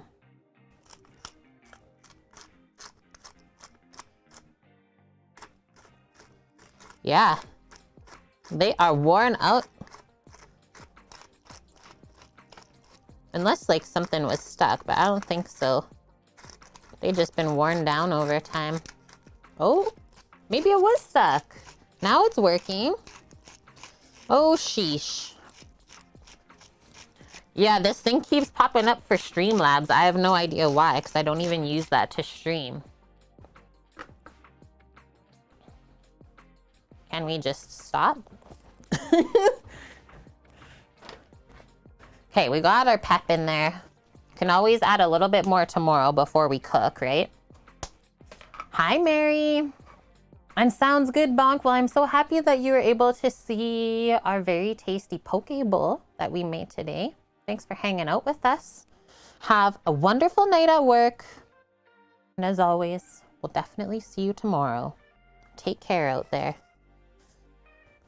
And then I'm always a bit wary adding salt into marinades as well. Just add a couple pinches is all we need.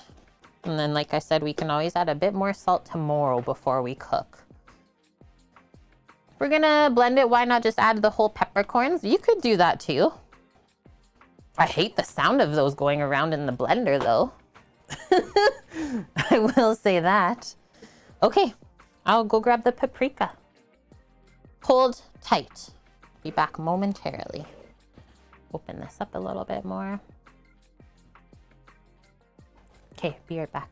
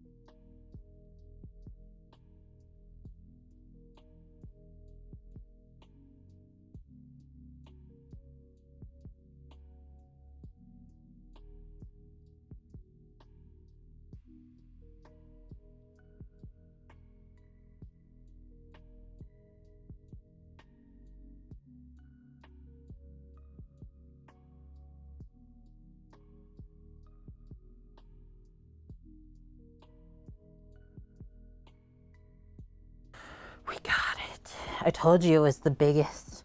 Oh, what? The brand is Moulin Rouge. One thing I am liking though, it's got like a little pour spout. Okay.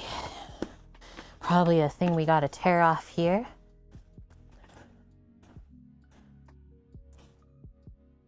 Oh yeah, the Rocks tequila. I told you it was huge, Amp. We've only had the George Clooney tequila. Yeah, Westward. Somebody was bound to start singing it. That's too good. Yeah, we ended up just getting a big one of these because we use a lot of paprika in the summer for our rubs, for meats going on the barbecue.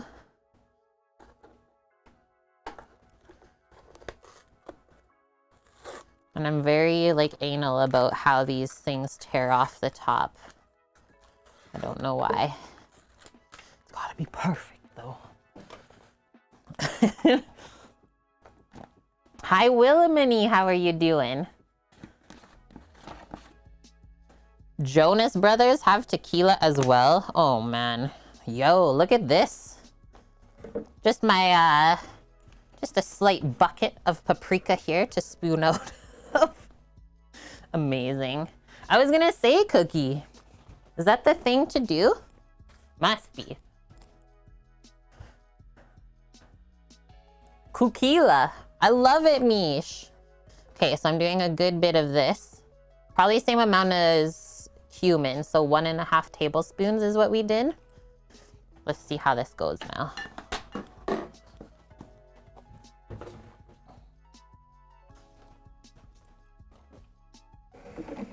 You took a midday nap and you just woke up? That's impressive. And yeah, I'm doing good. Thanks for asking. Cook with Kate tequila. Okay, so start on low speed and then we can turn it up. Blitz up those garlicky cloves first. And yeah, it'll be like a very red colored marinade or rub. Start mincing it up a bit more.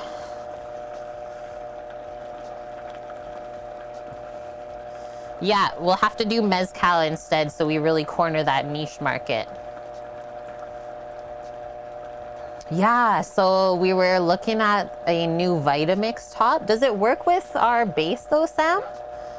That is completely clear. So instead of just watching a black lid, we could actually see through. Yeah. And hi, little Mama Silva. Welcome back. How are you doing? Okay, it's definitely mincing the garlic. Go a bit higher. And right now it's kind of just like blowing the marinade all over the place in there. So popping it up on the edge and then it falls down. The miche market, yeah, as opposed to cornering the miche market, I'm dead. That was so good. Thank you for that. Okay, I'm gonna stop. Let that settle for a moment here. You're doing good. That's good to hear. We're actually just finishing up stream here momentarily. We are currently working on our Peruvian chicken marinade for tomorrow. That's what we're gonna cook.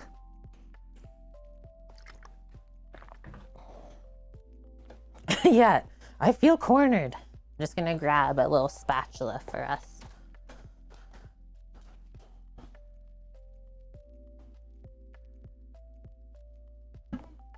Look at this. So it looks spicy, but it's not at all, right?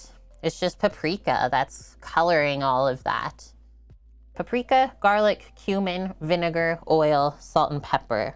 Such a simple marinade, but it's really, really delicious. And I mean, you can choose whether you want to spice it up or not. I'm just gonna scrape all of this out. And then you just pour that right over your chicken. Pop it in the fridge overnight. Don't go more than 24 hours on the marinade on this, especially because there is some white vinegar in the mixture, which is actually the strongest acidic vinegar out there. So it will start to eventually break down the chicken meat and like make it mushy. Do not want mushy chickens. Looks good to me though, like it's all one fluid emulsified mixture. And then if you want, you can just taste it. Dip a little spoon in there just to be sure of all the flavors. And that's it. So I'm not gonna show you taking the backs out of the chicken today. You've seen that 1,000 times on stream. But yeah, there's our Peruvian marinade. Could also see this being really delicious on veggies to grill up or roast. Why not? We don't want moose chickens.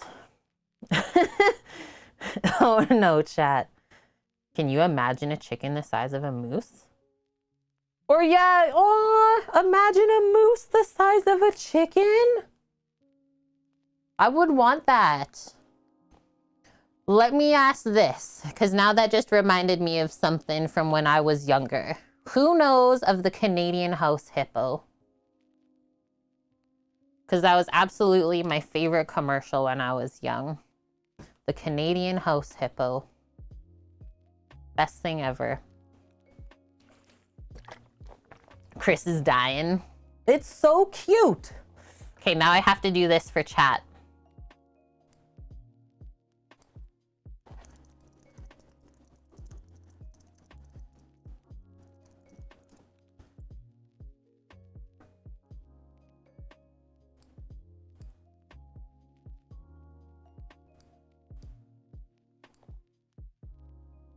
I'm sorry if this audio comes through.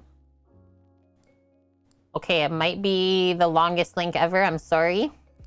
But you have to watch this. Everyone that is not familiar with the Canadian house hippo, please go watch that. I'm also going to watch it. I remember it. What was this even about?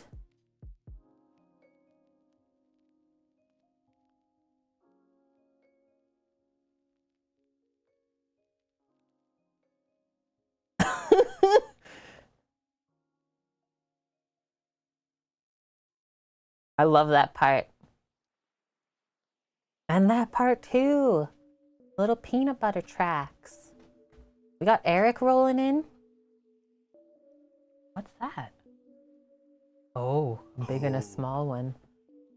Okay, I need to see what this commercial was actually for. Just cuz? Yeah. Just the Canadian house hippo. Yo, we need to make stuff like this. Concerned children's advertisers. Those are the types of ads we need on Twitch. Yeah, the hippos in the closet. Eric, how did your week go? How are you doing today? Welcome. We're actually just finishing up here. Shadow, hello. The vid was so funny. Isn't it the cutest? So like that aired in the 90s when we were young. I don't know why, but I'll never forget it. It obviously worked. It was so good. I'm glad that we brought that into your life today then. What? It seriously is so good. The Canadian house hippo.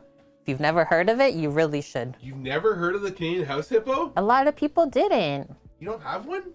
Yeah, wait, you don't have one, chat? Our best kept secret. Only Canadians have house hippos. Pibbles. Pibbles are like the big version of that.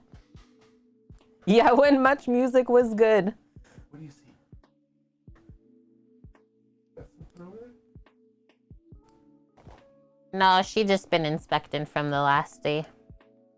Okay, I am looking for someone to go raid. D-Bugs? He raided us. What? He raided us from the diner. Shit.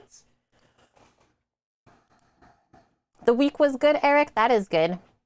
Yeah, you guys had a high number. Yeah, 191 today. They crushed it. High fives all around. Yep, well done. Well done, everyone.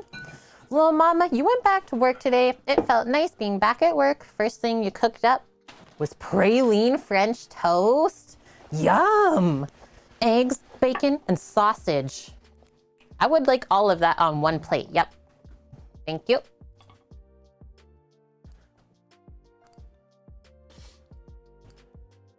Who's in the carousel? Happy Friday, everybody.